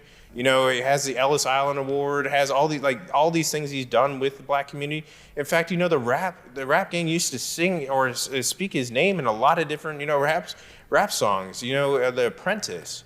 In fact, I even found it funny. If you watch one of the episodes of The Apprentice, Chuck Schumer's in it. Chuck Schumer was like, he sent his people from The Apprentice down to go meet Chuck Schumer, and they were good friends. All of a sudden, he runs as a Republican. Chuck Schumer hates him. You think if Trump ran as a Democrat, changed? Oh, we wouldn't even be having this conversation if Trump ran as a Democrat. They would be he would be beloved by them. He'd be hailed as one of the goats, right? Yeah, he'd be hailed as one of the, I don't know, Democrats. So it's interesting because he's really not the most conservative guy in the world.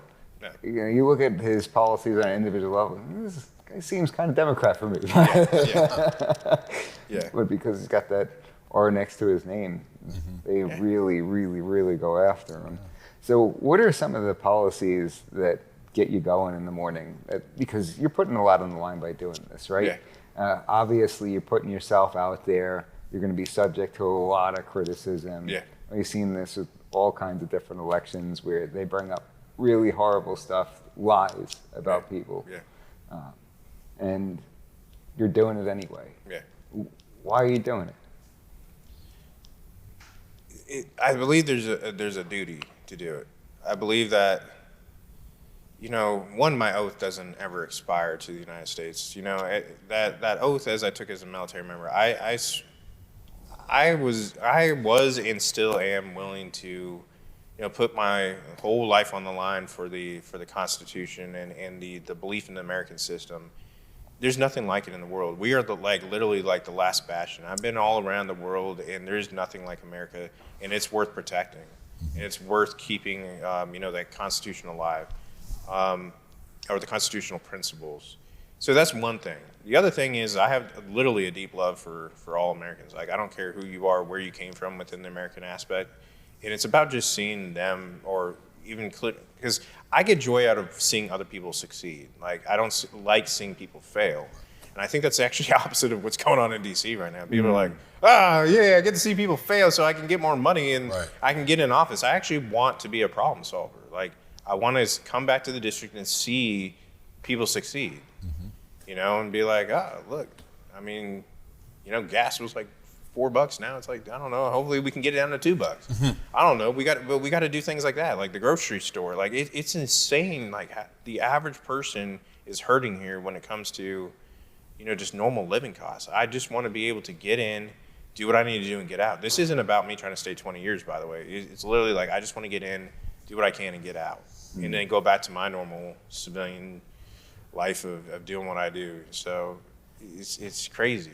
Is there a list of priorities that you look at and say, okay, here's what we need to address right away? This is maybe a second or a third? Because you see a lot of the discussions revolve around these issues that are very hot, right? They get a lot of attention.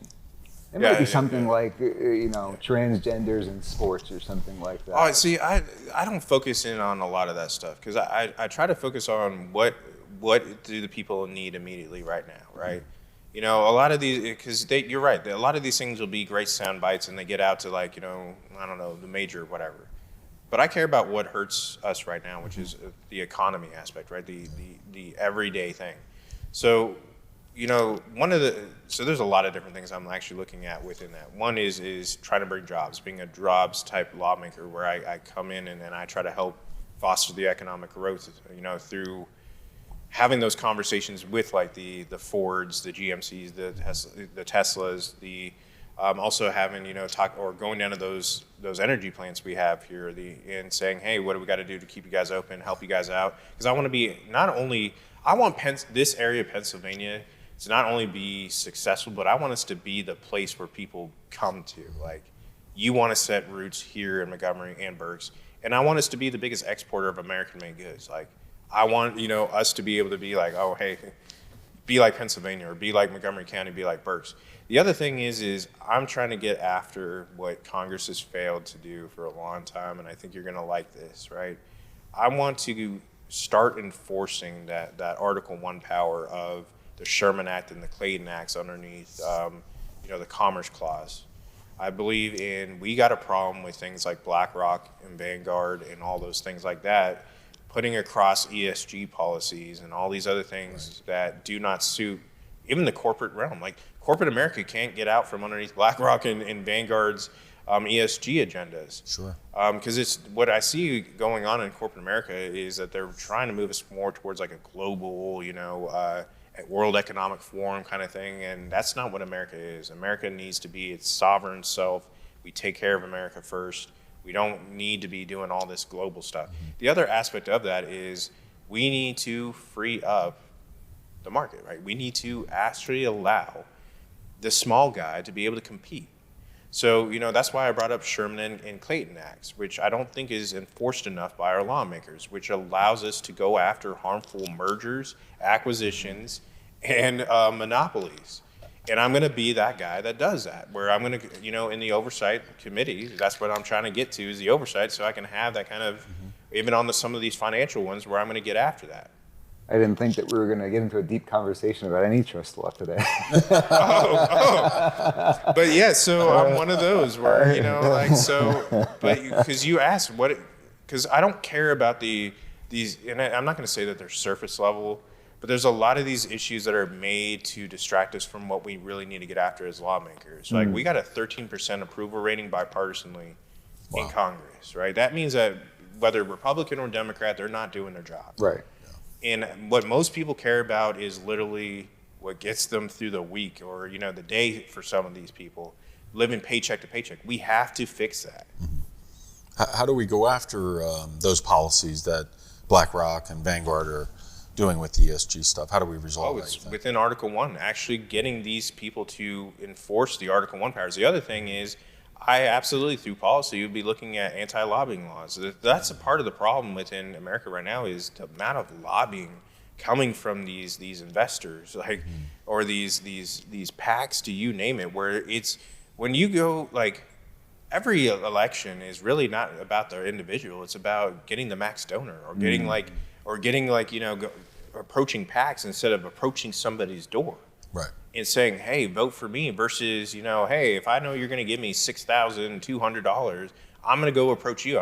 If you're not going to give me, let's say if you donate like $100, like, they're not going to you anymore. Mm-hmm. Like, that's not who they're targeting. So why, how are they going to be representative of the people if that's not what they're aiming for anyway? Right. And so we got to fix that. We got to fix also that people are sitting on oversight committees of different committees where they're getting literally paid by the companies that they're supposed to be overseeing on different things, and so it's going to affect their rule or their lawmaking, because they're going to literally, do this and all that kind of stuff. The other thing is stocks too. Is I do agree, and this is actually where we're coming across the aisle bipartisanly. I never thought I'd see Elizabeth Warren say, hey, oh yeah, we should stop allowing lawmakers to kind of invest in stocks. And I was like, Elizabeth Warren, I never thought I would ever agree with Elizabeth Warren in my life. But you know what?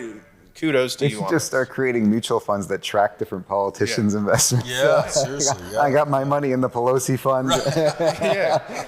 So I'm like, so it's about getting after that kind of stuff, making government about representing the people and not representing corporate, greed and other things like that. So it takes a lot of. Pretty bad, yeah. And I already know I'm going to go into the swamp.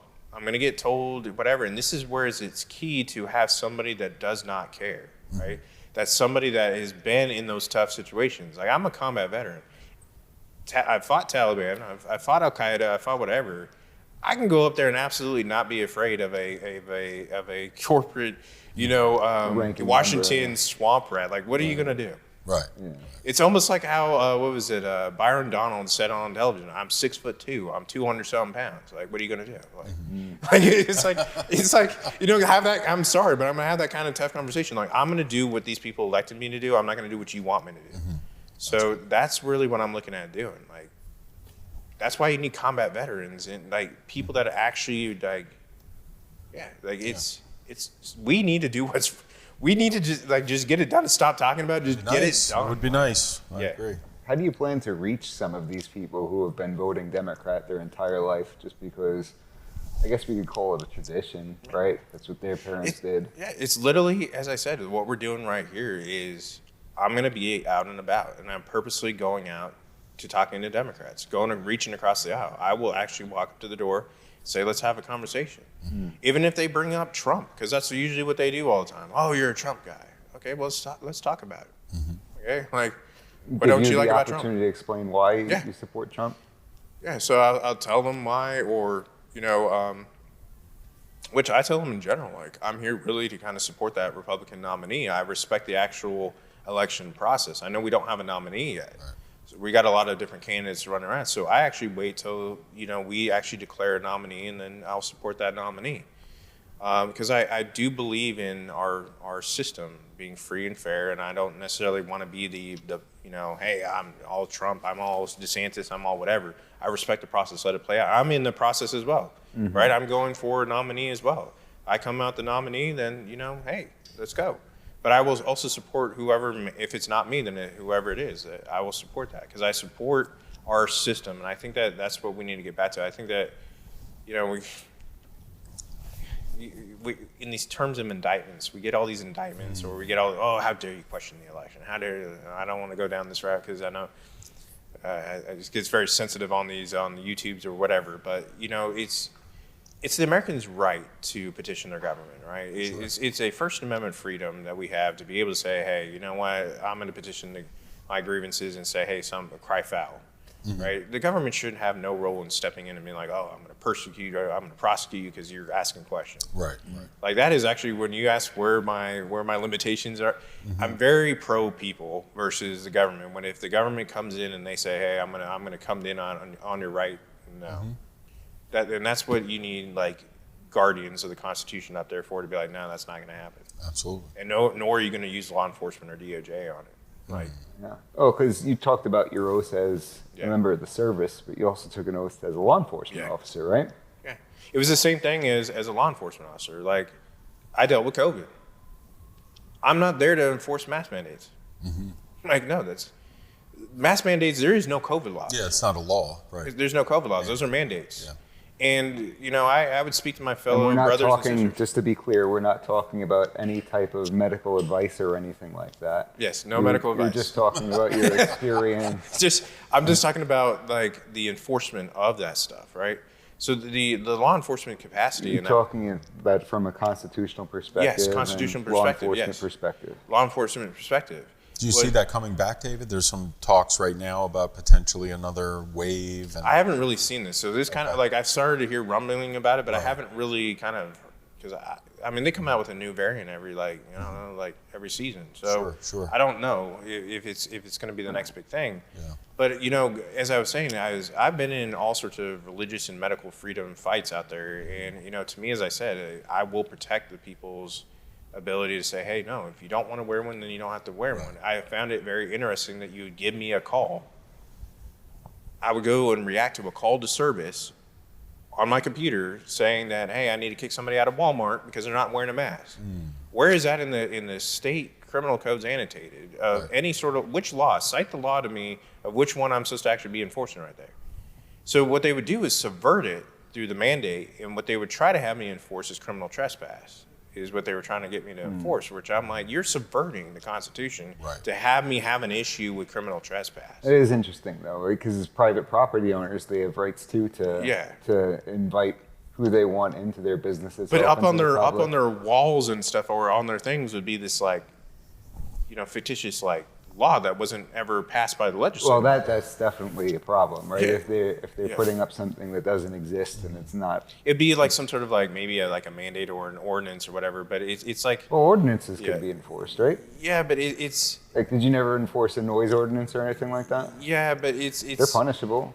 But the way that they would do it was not criminal. It was a civil violation that they would end up getting hit, which is what I took issue with. Was police are not civil in nature. We don't deal with civil. We deal purely with the criminal codes. Like I'm getting called out for a civil issue, not a criminal. Right. So that's where I would kind of take, I would pass like off to code the sheriff. enforcement officers or something like that. You ever go down to the beaches in Delaware? They have like these code enforcement officers who walk around the beach to enforce those codes. And, I used to get it all the time when I was hunting out in Tennessee. I get the game wardens that would bug me, and I'm like, They'd be like, you get the wrong color orange, sir. Right. no, but listen, I mean, this is some stuff that I don't think is at the top of people's minds who are in your constituency. So if you're sitting down with somebody and they're saying, all right, David, you got my ear. How is my life going to be better after you leave Congress than it is right now? What are you going to do that's going to change anything in my life? What would you tell them? So what's going to end up changing, as I said, is it's about, as I said, bringing immediate effective change in the sense of what I can bring back in this form of jobs, right? Okay. Bringing back stability over here. Like Montgomery County is very rural, as we all know, right? Berks is the same Certain thing. parts, yeah. I mean, you got the big cities, some big cities over here, but it's about like trying to just give stability and a good mixture of big business with small business. Like I live in Elkins Park, right? So to give you an example of how it ended up helping out real quick is those small businesses are carrying the gigantic load of the tax burden of the township. Like we are literally paying for this the school board, and all that, and they will tax us to death as a small business. But we need more big business in there to kind of, bring down the taxation of the small business owners, right? As well as the individual, property owners that are over there, like house owners, right? People that actually own their house or the mortgage payments. So we gotta help alleviate that tax burden. And so we gotta have a strong mixture here. And that's one of the reasons why I'm looking at bringing over like the car industries or even tech industries, something like that to kind of help out and help, bring a good mixture for the taxes. Because the taxes are actually what's killing us over here in Montgomery. That's why I see a lot of people fleeing to Florida. Like they'll be like, oh, I'm going to Tennessee or I'm going to Texas. Right. A lot of people leaving where I want to keep them here. The other aspect is sitting down and working across the aisle legislatively with things like farmers and other stuff like that to try to bring down or try to fix what's costing our eggs $7, right? Or the milk or whatever it is. We have to get after these kinds of issues to say, hey, we need to get after the day-to-day things that makes your family work. I don't mind having that conversation from across the aisle. I don't mind. I'm one of those two where I don't sit in an office. I never was that way in the military. It wasn't that way as a law enforcement officer. So I'm going to be out and about fixing issues. I think that a lot of people get comfortable, in that role of sitting in D.C. and sitting behind the 5 minutes of reclaim my time, right? Yeah. Like no, like you need to be out in the community. Reclaim your time later and get out in the community. And that's where I want to be, and I'm gonna have that actual rough time of being out in the community because that's where I want to be. I want to be so if you write my office or call me and say, oh my God, there's this kind of issue going on, whatever, I'm gonna actually figure out a time to fly down and come down and go see it. And we're gonna sit there and we're gonna figure out this issue. I think as I said, so it's really just fixing the economy first for me, like fixing the day-to-day stuff. I don't have necessarily the all answers right now because there's a lot of this has to be a lot of talks amongst, the legislative body amongst the affected area, right? So farmers, and how is it getting to the market? What is affecting all these prices? Same thing with gas. All right, let's sit down and audit and figure out what's going on within our energy aspect. Oil, gas, let's really kind of figure it out because I don't feel like government ever tells us what's really going on and why gas is going up and down and going crazy, right? And so we have to figure that out. I'm also looking at, I absolutely would vote yes on opening up our pipelines here. We need to open them up. there's no reason why we should be running to Russia or running to anybody else and buying oil and gas. Weaker, yeah. Part of a major issue, from what I understand, is that you have the gas that we use in our car comes from refineries, and these are overseen by these regulatory bodies, and they make it very difficult anytime there's a repair that's necessary. They're not approving new ones, and as a result, the cost of operating these things is through the roof. Sometimes it's not available when the supply goes down because these refineries are down. But that's absolutely one of the reasons why I love Trump was, and I know that, you know, if you talk to the Democrat side, they're like, oh, deregulating.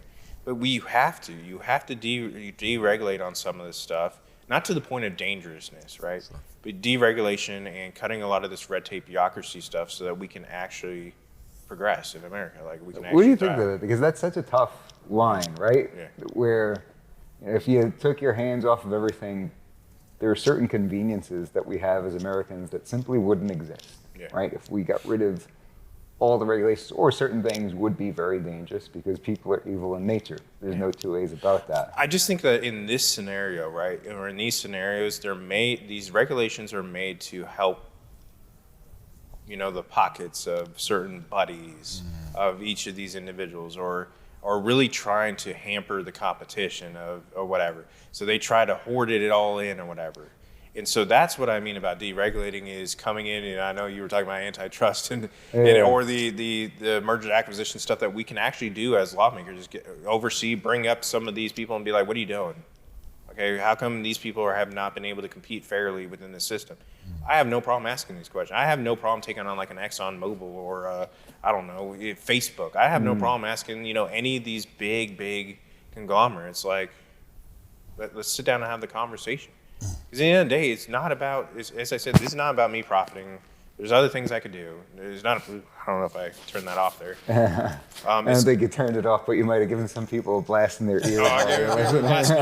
But it's not about me. It's about what can we do to help the people, like, because we're all sick of it. We're just all sick of it, like, and I'm personally sick of like the Vanguards and the BlackRocks and all that. I mean, buying up all these different businesses in the form of, you know, shares and all that stuff, and then coming down and dictating those companies like, oh, you will go with climate change policy. Oh, you will go with DE&I, and they can't really get themselves out of it. I mean, these people bought into your businesses. So I mean, what are you going to do? Yeah, they bought the power. So you got to have somebody that is firm enough to get in there and be like, no, we're gonna call you to, you know, the carpet. What are your thoughts, David, on the Fed Now system and the talk about like a digital currency? And I think digital currency is dangerous. I think it's one of the most dangerous things that's out there. Like, I'm not a fan of Bitcoin or Doge, like, you know, like Musk or anything. I'm not a fan of it because, once again, I go to, maybe it's the worst case scenario, but now those are private though, right? They're not run by the federal government. So but even talk of like a digital dollar, like the Fed digital dollar, any form of digital, because the new type of warfare anyway is digital. Like, and people, I don't want people's, you know, Fourth Amendment rights being violated by, you know, the whole privacy aspect, right? Or, you know, government's like, oh, you know, let me like look into, or being able to freeze people's assets like very easily, or doing like, no, I don't like it. I'm glad to hear that you value our Fourth Amendment, because when you're talking about some of those search things, like, you get dangerously close, my friend. Yes, yes, I do. You know, even as a law enforcement, yes, I get that. I get that in arguments quite a lot. Like, oh, you like the Carroll Doctrine? I don't know about you anymore. So yeah. Why do you think it's dangerous from an aspect of people coming in externally, but also our own government having too much power over people's our government finances? Has way too much power in our stuff anyway. I mean, you give them the ability to have a digital currency, I mean, it's going to go through the roof of... Do you think it'll happen? Do you think they'll be successful with that? No? Okay. No. I think that we have great economists that are going to be like, no, we don't need a form of digital. I think it may be there, but it's not going to replace anything. I mean, we may have it like as an additional, you know, side, but I don't think it's going to be a predominant form of currency here in America. But you're prepared to stand up against it? Oh, I'm going to absolutely stand up against it. I think that we've already had problems, as I said, and I know the lawyer here, you'll have an issue with the Fourth Amendment. But yes, I am a protector of the Fourth Amendment. But I do think that we have a lot of things that happen in America that are violations of the Fourth. I think that the Supreme Court itself needs to kind of start ruling on forms of digital and forms of things that are becoming more, technology advanced kind of stuff. Like they haven't made an opinion on certain things, where it's kind of allowing these loopholes of government being like, because you see with the FBI going over to like social media and being like, no, you wrong for that. You should not be doing that without like some sort of warrant. We saw it with Apple back in the day with, trying to get into smartphones and other stuff. So you leave a digital currency open to the government, you absolutely bet that they're going to try to get people's data, or they're going to try to get people's stuff. We've talked about it on the show. It's definitely a concern I know we have, Creating new fact patterns with different gray areas and how the algorithms and all the other. I'm not a huge fan of the way that a lot of things, like even, I don't like the way social media does algorithms. I don't like the way that, they can, you're eating like a cheeseburger or you're eating some whatever, and it figures out that, what you eat every day to what you, I don't like all that. I don't like the intrusiveness into the American people. I would absolutely fight against a lot of these things that are going on here. I heard that McDonald's is making some kind of machine that you sleep with, and it advertises to you by way of smell while you're sleeping. Really? I don't even have Alexa in my home. Wow. Right? I don't allow Alexa because I feel like Alexa, Alexa be doing too much. Like, you ever used Alexa before, where like you like say something, but like somehow like when you look at your smartphone, you're getting an ad of whatever you were just thinking about. Like these algorithms are crazy. I do think also too. And I know you're probably going to like this, but I'm not a huge fan of the FISA court. I don't think that the FISA court stuff should be renewed either. I know that the Senate was speaking about it, but I'm not a huge fan of FISA. Sure.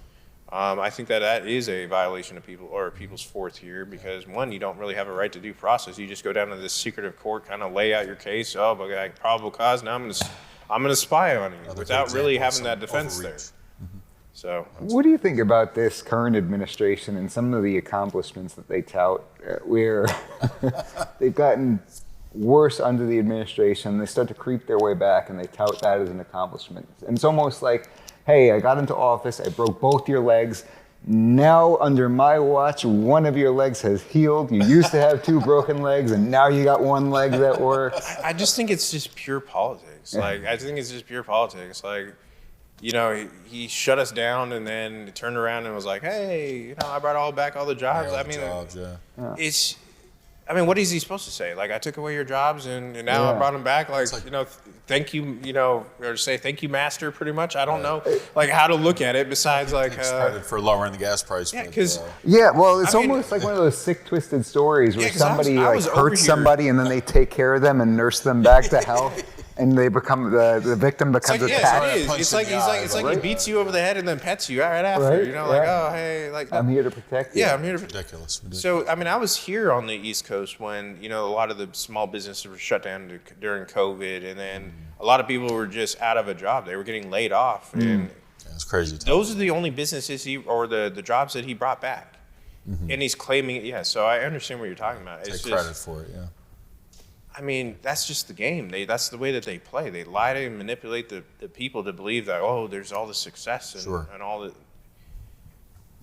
what else? There's not much else I can say. From a broader sense, I guess it's more narrow than what we were just talking about, but it's really a broad issue. When you look at the budget, right, the spending of our federal government, the inflation, you can't objectively look at it and say, this is great, this will last forever, right? This is a house of cards, and it could come tumbling down at any moment. What do we do about that? So I think that you'll like my stance, and this is, as I talk to the people, this is exactly what I tell them. We need to cut the majority of this discretionary spending. We're giving like $20 million to Pakistan for gender studies, or we're giving like billions of dollars to Ukraine, or to even some of these other countries that we're operating in because we have like air defense systems or whatever, or some. We need to cut down all this discretionary, right? And we also need to have what I call accountability, because as conservatives, we also believe in fiscal accountability. Audits. I believe that there needs to be some federal audits, and these audits need to be public to the people, or out to the people, public information, so that people can see what we're actually doing. So we've allocated this money to this area. Let's see how it's actually working. Yeah. Let's see. And one of the things I'm looking at is auditing Philly. And seeing where all the federal monies has gone to in Philadelphia. I want to see, because we got so much crime, we got so much, all this stuff. I'm believing that there's some pocketing going on in federal monies. Yeah. And so I believe in the accountability piece. For us to move forward as America, we need to know where our money's going. Right. That's one of the things I agreed with Marjorie Taylor Greene was no more money to Ukraine. Figure out where this money's going. I mean, we have rumors they bought FTX. I don't know if it's true or not. You know, things like that. I want to know. Did they use the money we gave them to buy FTX stock? Sure. Now, you know I had to ask this because of who I am and what I do, but what's your position on our Second Amendment? So the position is like, for me, is it shall not be infringed. Like, it's that simple for me on that. I'm just tired of our lawmakers not saying what the Second Amendment is really designed for. They softball, or, you know, they try to go around it. They try to sugarcoat things and all that, but it's literally designed to protect the people from us, the government, right? So, like, the way that I would look at it is, me as a congressman, it's literally designed for the people's protection against people like what I'm aiming to be, a government official. Right, and so of course you're ending up seeing, you know, government being like, hey, you know, gun laws, or hey, give up your Second Amendment. No, that needs to remain intact. I also believe, though, that at the same time, I'm all for the more the constitutional carry approach of the open and the concealed aspect. I do agree with the Supreme Court's 6-3 decision on that, like the ability to carry outside of the home, as well as obviously you had the 2008 Heller decision as well. But both I agree with on the Supreme Court. I'd absolutely enforce and I would defend up there in D.C. Now you can call me more libertarian in an approach where I'm like, hey, if people want, you know, or they want to buy, I don't know, I guess an F-16 if you have money for it. Then absolutely. I mean, because the ultimate aspect of a Second Amendment is the idea that, you know, maybe one day the government will become so tyrannical that the people need to take up arms and protect themselves. Or and today's military, I mean, they got all sorts of stuff. So you want to be able to have the ability of well-regulated militias. I would say that more so than the individual with maybe, you know, you walk outside and he's got an F-16 sitting in his driveway. But I mean, if that's well, regulated means properly outfitted, though, right? There's a different meaning of the phrase according to what you might think when you first hear it. But along those lines, do you think that most people in Congress really have any knowledge as to the extent of what our federal gun laws already include? No. They don't even have, like, every time that you watch a congressional hearing, like, I cringe every time I hear Democrats speak about guns in general. Because they don't know the difference between an upper and a lower receiver. Right. Like, let alone the gun laws itself. Like, I mean, like, they keep calling a AR-15 a weapon of war, and last time I checked, an AR-15 is not utilized by any military. Right. We carried the M4 carbine, which, you know, as I said, the lower receiver, the selector switch goes from safe, semi to either 3-round burst or fully auto. The AR-15 is only stuck at, you know, safe to semi. Right. And the Democrats continuously give out this, like, lie, and they lie and lie.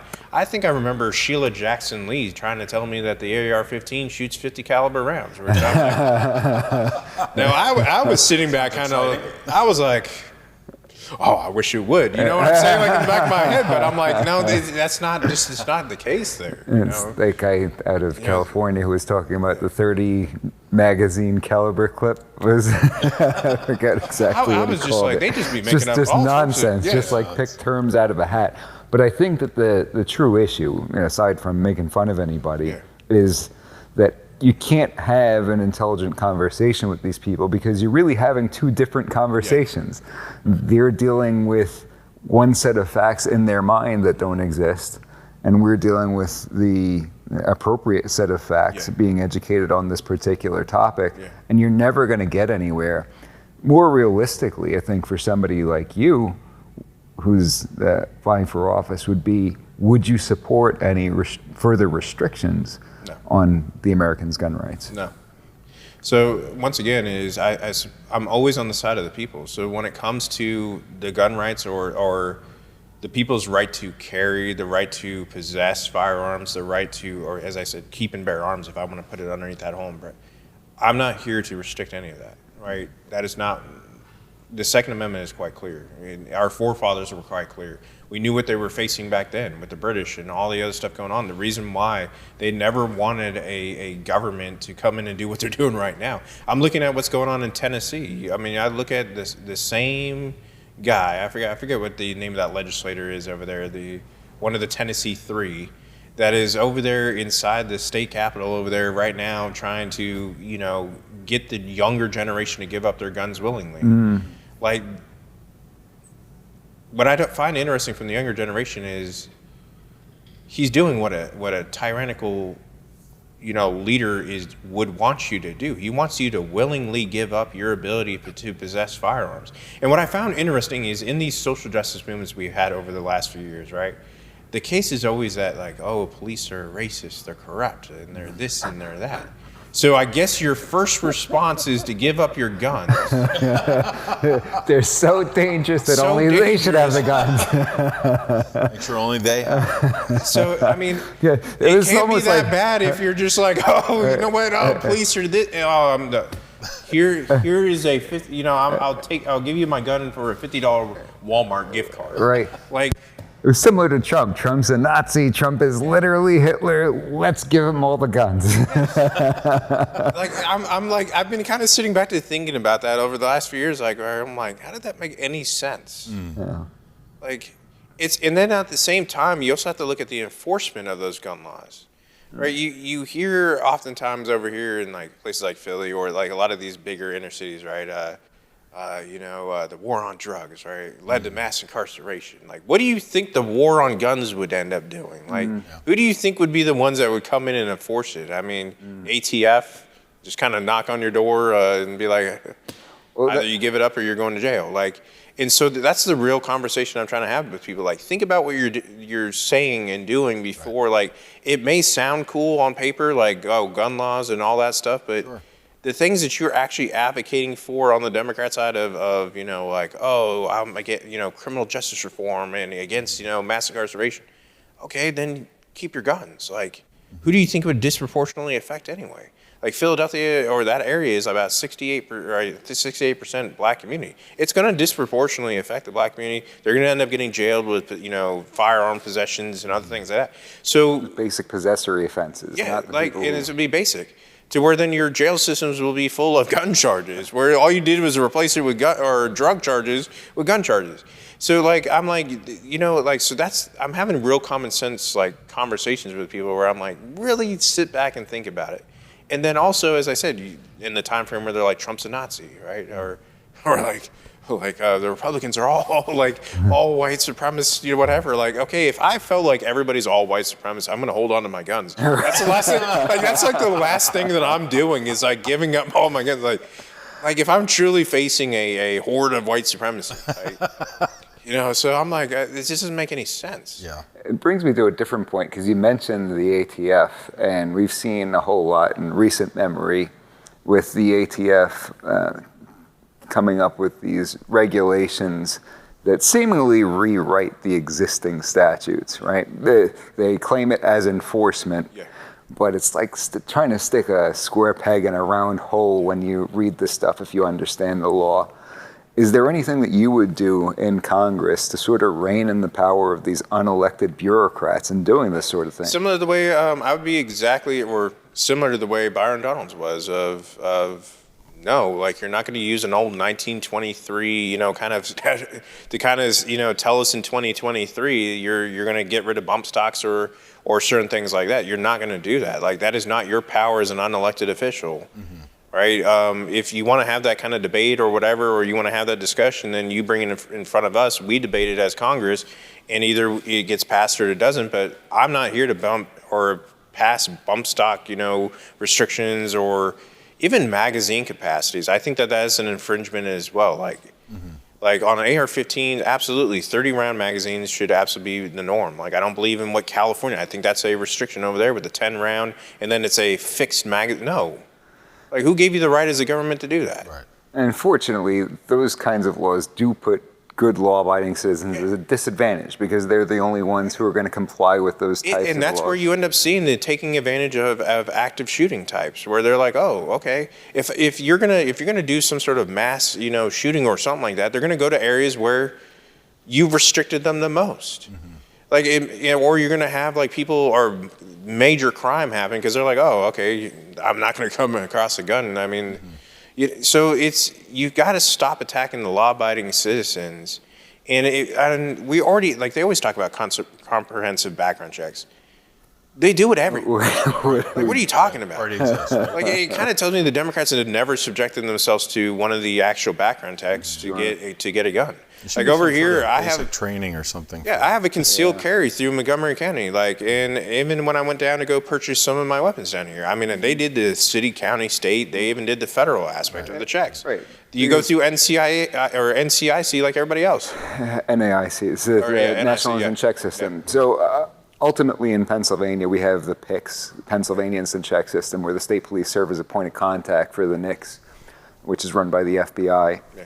And under federal law, if you're buying a gun from a dealer, it doesn't matter if it's at the store or it's at the gun show, you're filling out that Form 4473, you're submitting to a background check. In Pennsylvania, if you're purchasing what's defined as a firearm under the Uniform Firearms Act, which for most purposes includes our modern handguns, you're also filling out a separate Pennsylvania State Police form that goes along with that.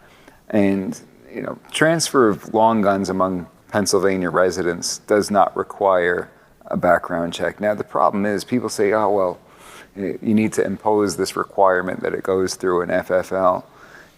That would only make some kind of a difference if the recipient's prohibited. And if the recipient's prohibited, the transfer's unlawful anyhow, right? So it's like saying, well, we're willing to break that law, but we're not willing to break that law. It doesn't really make much of any sense.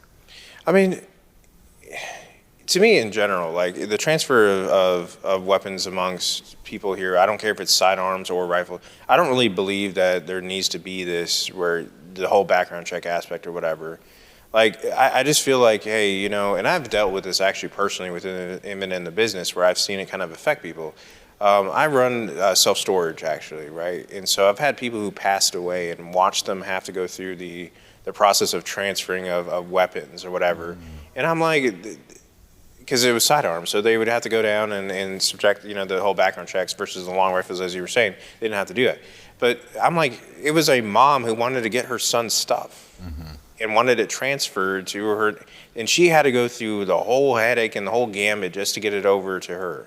And I'm like, just be able to longer talk about that offline, because these things get so complicated. We could talk for 2 hours about the different laws and the exemptions and everything like that. It's just, but I'm like, this just impedes on the American people. Like, if America, like, because it's not the law-abiding citizens that are the problem. It's the ones that are doing things that, like, and I'm willing to bet majority of the shootings we see in Philadelphia, those weren't legally attained guns in the first place. Right. Right. And so this is, I'm tired of the attacks on things like the NRA. The USCCA and everything else that we got going on here. Like, there's. You meant U.S. Law Shield, but. No, well, you also have U.S. Law Shield. The US, well, I'm without throwing it out there, I'm an instructor for, kind of both on the NRA. Okay, but, so I have those licensing through there. But, yeah, and the Law Shield. But what I'm saying is all these different gun organizations, or even NAGA that exists now too, which is the National African American Gun Association. There's even great guys over there, man. So, but I'm like, all that needs to stop. Like, they're not the ones that are pulling the trigger that are doing the crimes, right? They're the ones that are actually doing the opposite. They're training people to be safe, or shoot and effectively. Whether it's concealed, whether it's home defense, whatever it is, they're actually helping the people get training.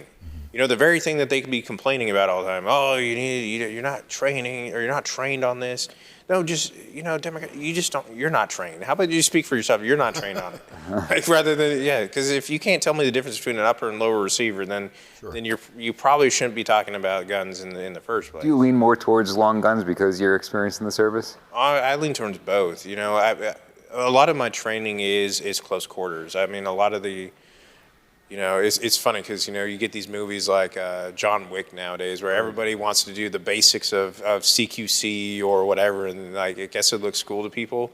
I mean, really it just sucks because it's like, just the amount of hours you put in there and like your body hurts after like, holding those certain stances. Like, I got to give props to Keanu Reeves for the amount of hours he had to do all that, but like he's legit, man. Yeah, like, but it's like, I just found it funny, and nowadays, like, everybody's like, oh, CQC, transition, long rifle. No, both of them are fun to me. I like both. Preferred handgun. Yeah. Now, you guys are going to laugh. I'm a creature of habit, right? So I just tend to only go with, like, the Glock 17 all the time. Okay. So, I mean, 17 There's nothing to laugh about. You can't go wrong. It's a block, right? It's like a giant block that you can carry around with you unless you get used to the weight and everything else. Like, it's just a block. From my perspective, if you have a good quality handgun, then a lot of it comes down to preference. If you like the way the Glock fits, it's all about accuracy over. Because I know some of these people are like, oh man, I got all these cool whatever, and I'm like, your shot grouping is all over. Like maybe just invest in training instead of all how cool it looks cool. Yeah, it looks cool. Let's have a little bit of fun. I'm going to ask you about some of your favorites, and Chris could pipe in and throw in a similar question if he's got something in particular. What's your favorite movie?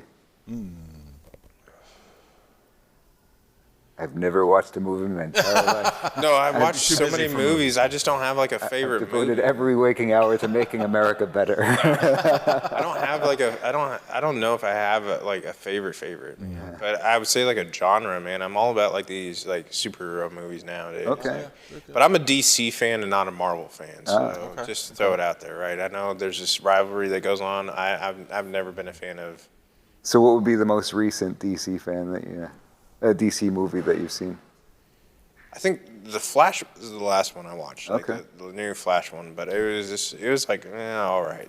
But it was like nostalgic to see, the old Batman come out. I don't know. I don't want to ruin things for people here, but you get and no spoilers, right? No spoilers or anything, but like.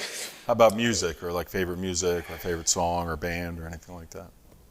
I listen to all genres. See, that's the problem is I listen to all genres, so I don't necessarily have like a favorite, but it's like.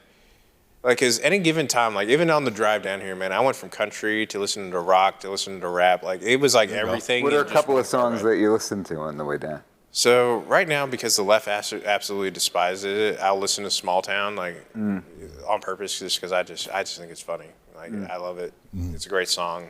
I actually like him as an artist as well. But, no, I listen to... More than anything, I've gone kind of old to where I just listen to the news. Like, I'm turning into my dad where I'm like listening to like podcasts, or I'm listening to the news more than I'm listening to like music. So like, I mean, I may turn on like, I don't know, some sort of FM radio or AM and try to find something that, 1180 WFYI. There you go. Yeah, so I turn on the station. Yes. So I turn on, some sort of whatever, because I'd rather listen to like talking as I'm driving rather than, some sort of music. Yeah. Where do you go for your news generally? YouTube. Okay.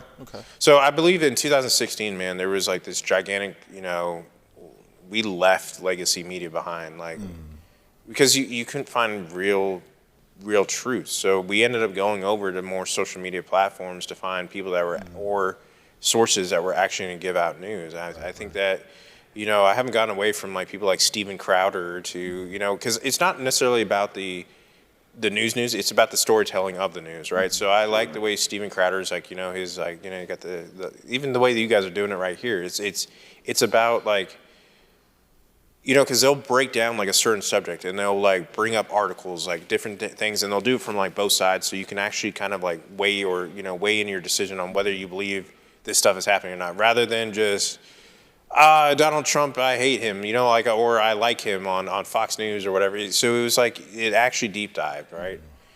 Because I was just tired of legacy media, so I just went over to things like that. Even, I'll go on like LinkedIn, or I'll go on Rumble, True Social. I'll go over to all these and I'll kind of like look at I'll check each one of them out. What's something about you that people wouldn't know? Is there any kind of talent that you have, any hobby that you have that wouldn't be outwardly apparent? I don't know. I like to cook, I guess. Really? So. What's your go-to dish? Like, you got people coming over, you really want to... So I'm a brisket guy. Okay. So I learned, and so this is kind of cool, is I was kind of like a nerd in that instance. Like every single southern state that I went to, including up somewhere in, some in the north, I try to pick up all the barbecue sauces, the way that they make them, or like the certain types of dry rubs. And so I learned how to like smoke things certain ways. So like you can literally ask me to do like a North Carolina style brisket and I'll make it for you. Or I can be like Texas, or I can go to Tennessee, or I can go to I can do every single type. So that's what a lot of my friends are like, I want this kind. And I'll be like, all right. But it takes me like 18 to 20 plus hours because I actually cook it the way it's meant to be. Wow. I got these smokers in my not only in my house, I have like indoor ones, but I also have outdoor smokers. Wow. Let us know when we should be there. Yeah, that There you go. sounds pretty serious. But the go-to dish of that one is I make a Dr. Pepper pulled like pork or brisket with it. Sounds good. So. What are some of your favorite things to do for fun?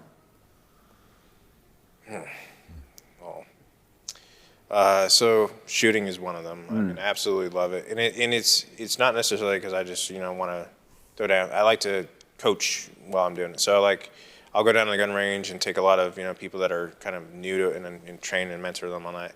I like to get I'm a homebody. Like I'm not one of those that likes to go out. So even on this campaign trail, I'm finding it hard because I'm naturally I just want to hang out at home, watch TV, watch I'm more television shows than I'm movies. So when you were asking what's my favorite television so show, right? what television shows do we need to check out? This is gonna sound crazy because you're gonna be like, all right, but Suits. I love Suits. Great right? show. Yeah. Totally inaccurate as far as anything with legal procedure and everything like that. Yes. But great show. Which is most all shows that are I hate television shows where it's military stuff where I'm like, that gun does not shoot like that. Yeah. Or what kind of tactics were that That's what I was thinking watching that show. It's this is such a great show with great characters and great stories. They couldn't pay somebody to sit there and be like, oh no, that's not how it works. You got to change this up a little bit. But it was a really good show. Who's your favorite character in Suits? It kind of goes in between Mike Ross and Harvey. Depending on which I'm man, Harvey's just acting like a real, or then I'll be like, bad Mike, dude. yeah, or I'll be like, Mike is but then I'm like,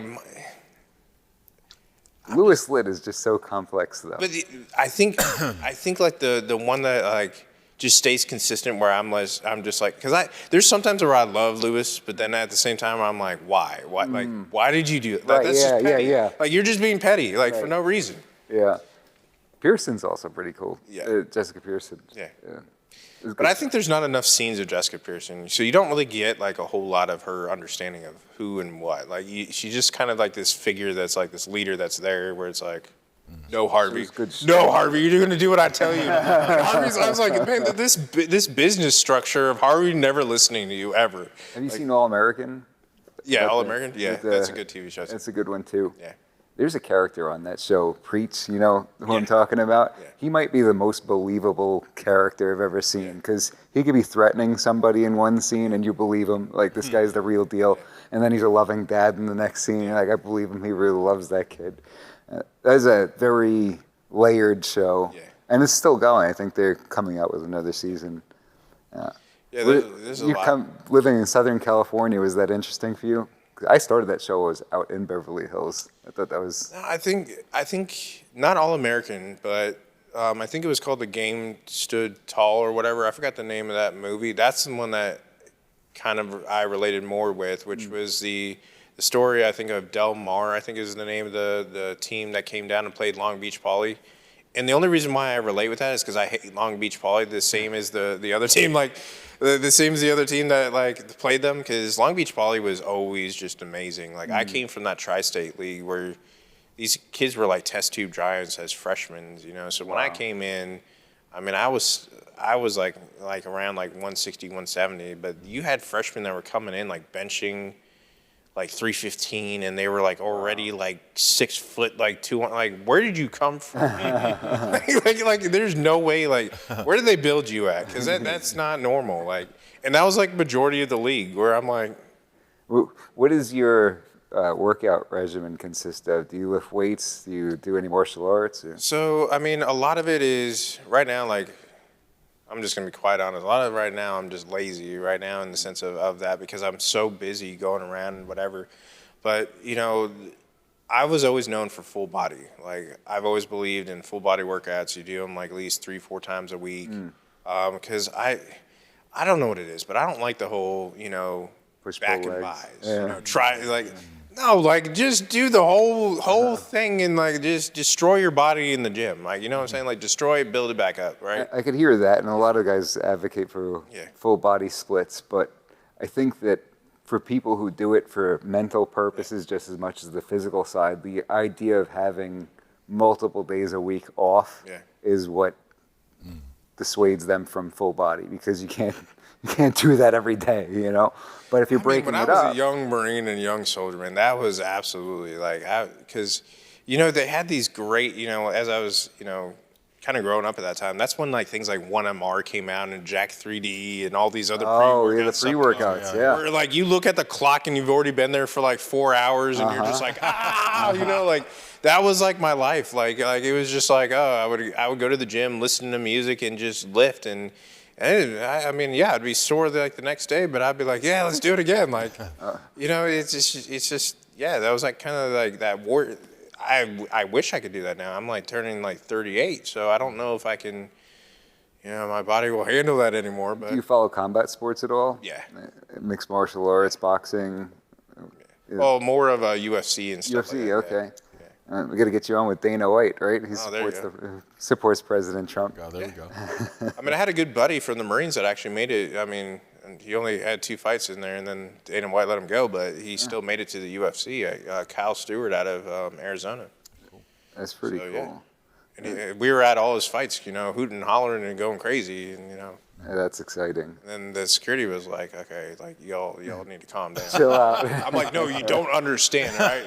All right, we served with this guy, right? You know, like it was funny. It was a great time with him.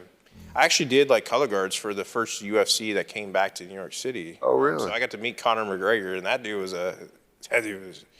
he is a like just a, I don't know, like.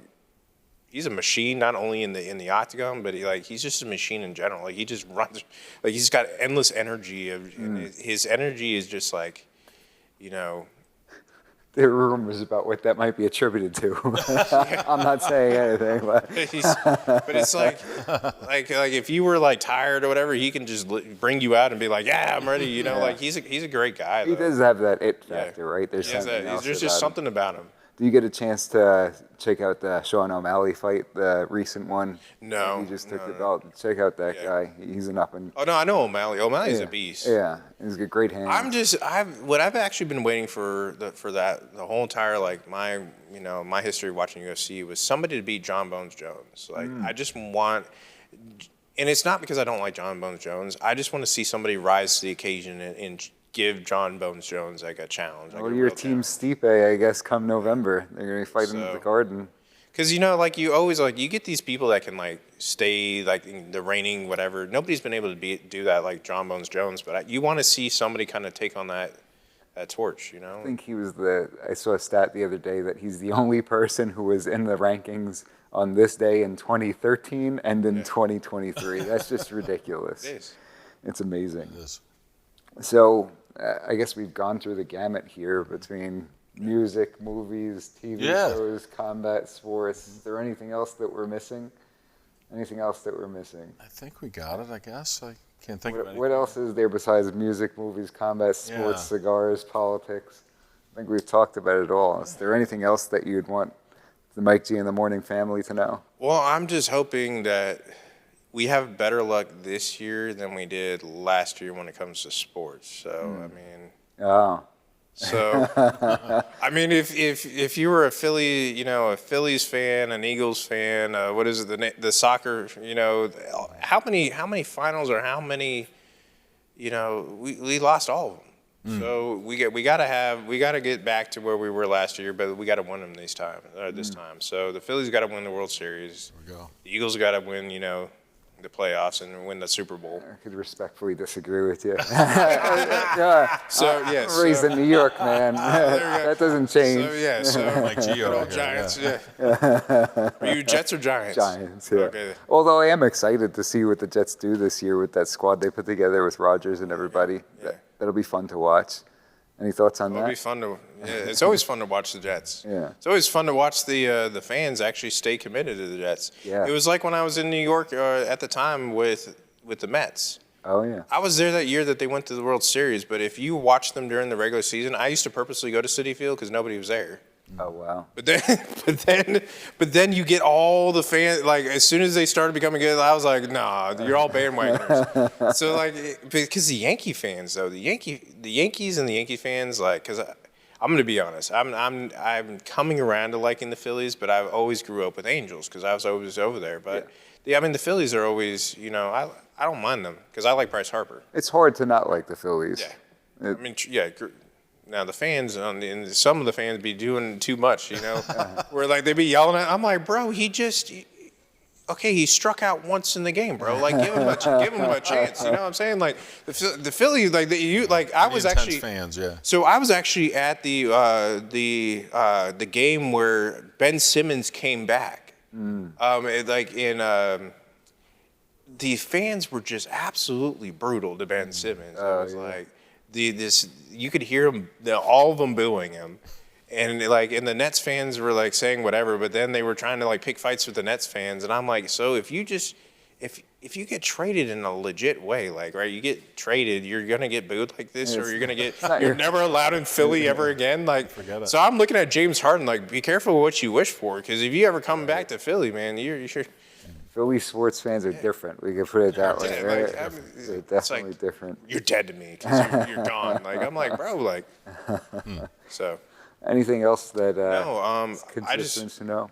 I just want to say, hey, like, I'm really trying to make some positive change here in America, and that to me, it's almost the same thing as what Donald Trump said. Like, what is there to lose? We're already in these situations right now. We're already in this issue. Do we want the status quo, or do we want somebody who's been dedicated or their whole life dedicated to literally serving the people, not any sort of corporate interest? I've literally, from the age of 18, put on a uniform, went over, protected this country, took off one set of uniform, went to two others, from the Army to the police force. So that none of this is about money to me. This is about literally, I got a family here that I'm raising. And it's about not only making sure that my family's good to go, but I want to make sure that I do right by everybody else's family. So this is a youthful, young, conservative movement. This isn't the, 70-plus-year-old type Republican. I'm, in my mid-30s trying to make a difference here. Going to get in and get out. I'm not here to stay. I just want to get in, do right by the Pennsylvanians, and get out. There you go. Well, David, we really appreciate you joining us. It was great having you. Thank you, everybody, for sticking around and watching this special episode of Mike G in the Morning, the Cigar Sit and Chat with David Winkler, who's running for Congress. I do want to give a special shout out once again to Alex here at Sun Cigar Lounge in Exton, my favorite place to hang out, kick back, enjoy a cigar at the end of a long week. And I also want to give a very special thank you to Alec from Snappuccino Productions for making this all happen. You're the best, Alec. We got to get you a microphone back there. Thanks for joining us at the Mike G in the Morning program. We'll see you next week.